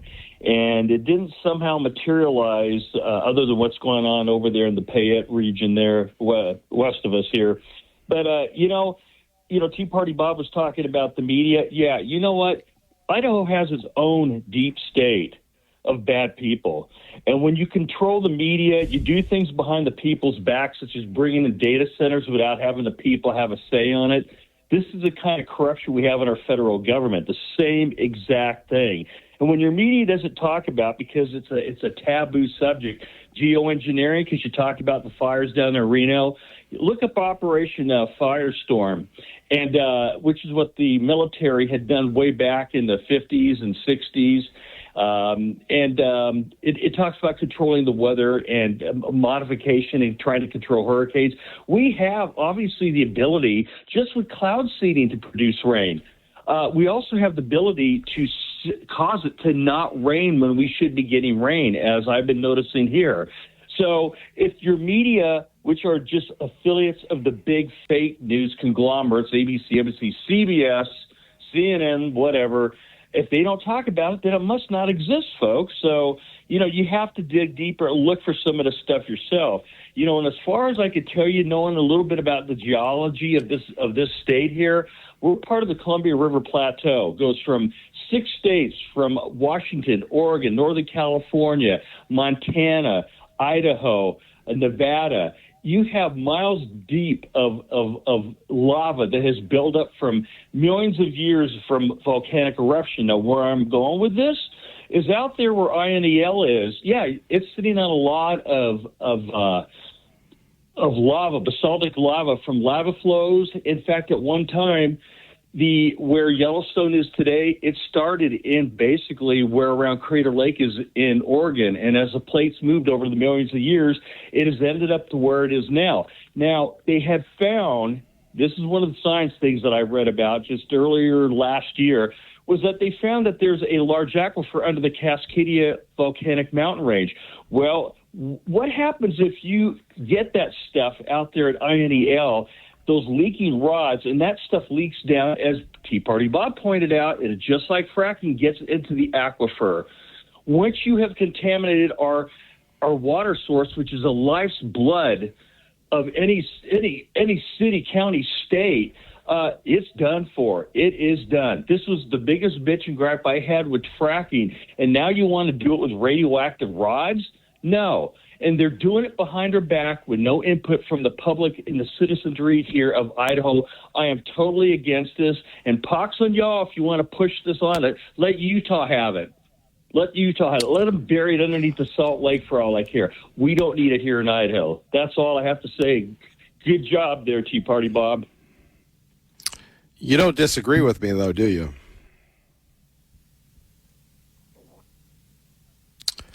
I kind of figured he'd hang up.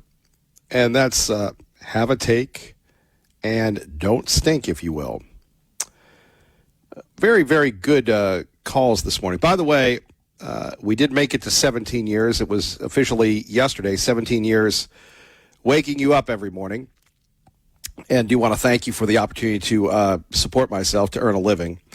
But as I take a look at that, 17 years of going to Iraq, going to kennels, going to all sorts of places, and hopefully we have another 17 left together. And I don't go back to, I'm not bagging on Tea Party Bob.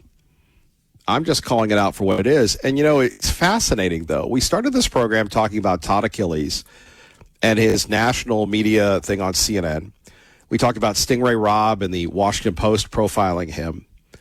And it's very unusual that Idahoans get a lot of media attention unless you're, Kim Kardashian or Aaron Paul or Mark Wahlberg. But as I'm going over these things, it really, the media's job, they if it leads, it bleeds, whatever.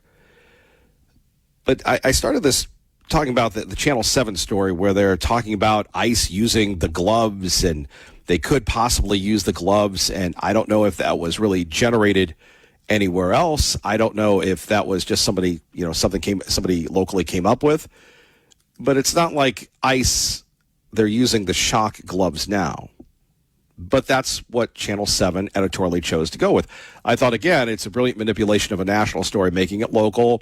You get a couple people that have a bias in this. Immigration attorneys, the ACLU. I don't think anybody interviewed law enforcement. Maybe they did, maybe they didn't. But again, it gets people talking. And really, that's what it's about, getting people talking. So you have people that have decided to do an anti-ICE vibe here. You have, and I'm not just talking about one local TV station, I'm talking about them all, where, you had Channel 6 publicizing the, hey, here's a kit if you learn how to deal with ICE. Well, did anybody talk to law enforcement and the Wilder raid? And look, there's Sheriff Donahue on his horse, and it's bad. And the point I'm trying to make is people will go with that. And maybe because this is an Eastern Idaho story, they're not going to go with what Mark just brought up, what Tea Party Bob just brought up. And it's funny, those of you that have lived here over 20 years or 25 years, or this is your home, you know who Phil Batt was, God rest his soul, Cecil Andrus, God rest his soul. And there have been a lot of mistakes that I've made here. Not chasing Phil Batt when he was alive, not chasing Cecil Andrus when he was alive, not chasing Dirk Kempthorne when he was alive, and getting them on the program. But if you go back to, the 1995, where were you in 95? I know where I was in 95. I was on the air talking on the radio. But this nuclear agreement where they said they kicked the feds out, and we weren't going to be Yucca Mountain, Yucca Mountain, whatever. And Congressman Simpson talked about this last week, right? Yucca Mountain, whatever. Now the feds have a bunch of nuclear waste, and today nuclear waste is good. It's going to give you jobs like data centers. So the feds come in, they go to eastern Idaho, home of INL, and they're going to have this marvelous thing. They're, in the old days, with 3 Mile Island, with Chernobyl, with Fukushima, with whomever else. By the way, Tea Party Bob's right, 3 Mile Island, right by New Jersey. If you're not familiar with East Coast geography, east of the Great River geography. It was very scary. You had a movie called The China Factor, or The China Syndrome, where they worried about the nuclear reactor going all the way down to China, which, again, Chernobyl, it almost happened. So you have the challenges of working with spent nuclear fuel, and it's going to be around for a lot longer than all of us, and all of us. And perhaps we've gotten better at dealing with it. Maybe more people are comfortable with it, but nobody wanted nuclear waste. So the Trump administration very brilliantly has branded this, that, hey, this is an opportunity to get jobs, an opportunity to be the nuclear center of the universe. And we've got people bidding on it. We've got 5 states, Idaho, Utah, and 3 other jabronis. Are people upset? I think the liberal loons are upset, the environmental wackos, but they don't want us to cut down trees. And then we have forest fires. So where is the opposition? Now, you could have said, well, it's up to the media. If the opposite, I mean, look at Lava Ridge. It took Kevin Miller, who actually watches Fox News, watching Jesse Waters breaking this down. By the way, if Jesse Waters is worth the fandom that he has, tonight at 6 o'clock with Al Sayed is going to be a Donnybrook. I hope he goes total Hannity on him. Now, if Al Sayed really had the juice, and maybe he will, but you go to Detroit, you go to Dearborn, you bring in Hannity. You bring in the Hannitizer. But that's something that we'll be talking about coming up on Tuesday. But look at Lava Ridge. Okay, I think one place, maybe 2, sent a reporter there, but out in the middle of nowhere, nobody cared. And if it hadn't been for Donald John Trump getting elected, we would be suing and fighting the federal government over the BLM land, the aquifer, and everything else. But you tell me what's more dangerous, a windmill or the nuke plant? And the governor, who's very shrewd at attracting business, the governor who's very, very cognizant of his legacy, and an ag guy, is behind this, along with the lieutenant governor and perhaps the entire congressional group. So we will, again, back to what Tea Party Bob's saying. Oh, well, Kevin Miller, blah, blah, blah. I understand it, but I think you get more with honey than vinegar. We've had this show is like the apple cider vinegar of morning radio, of any radio. I put our vinegar up against anybody's vinegar. But there has to be a cognizant, coherent message. Maybe if you're Todd Achilles, and I don't know Todd Achilles from Todd Schmillies, but maybe that's an issue. Maybe it's something of that nature. But it's going to take something really, really big to derail the interest. And like I said, I don't see anybody beating us when it comes to nuclear energy. Do you want to thank our friends at Beacon Plumbing for sponsoring this portion of the program? Their website, it's called beaconplumbing.com, but they do septic, HVAC, electrical, gas, all sorts of things. 904-9642. 904-9642. Please tell them Kevin Miller sent you. Good day. God bless. Keep the faith.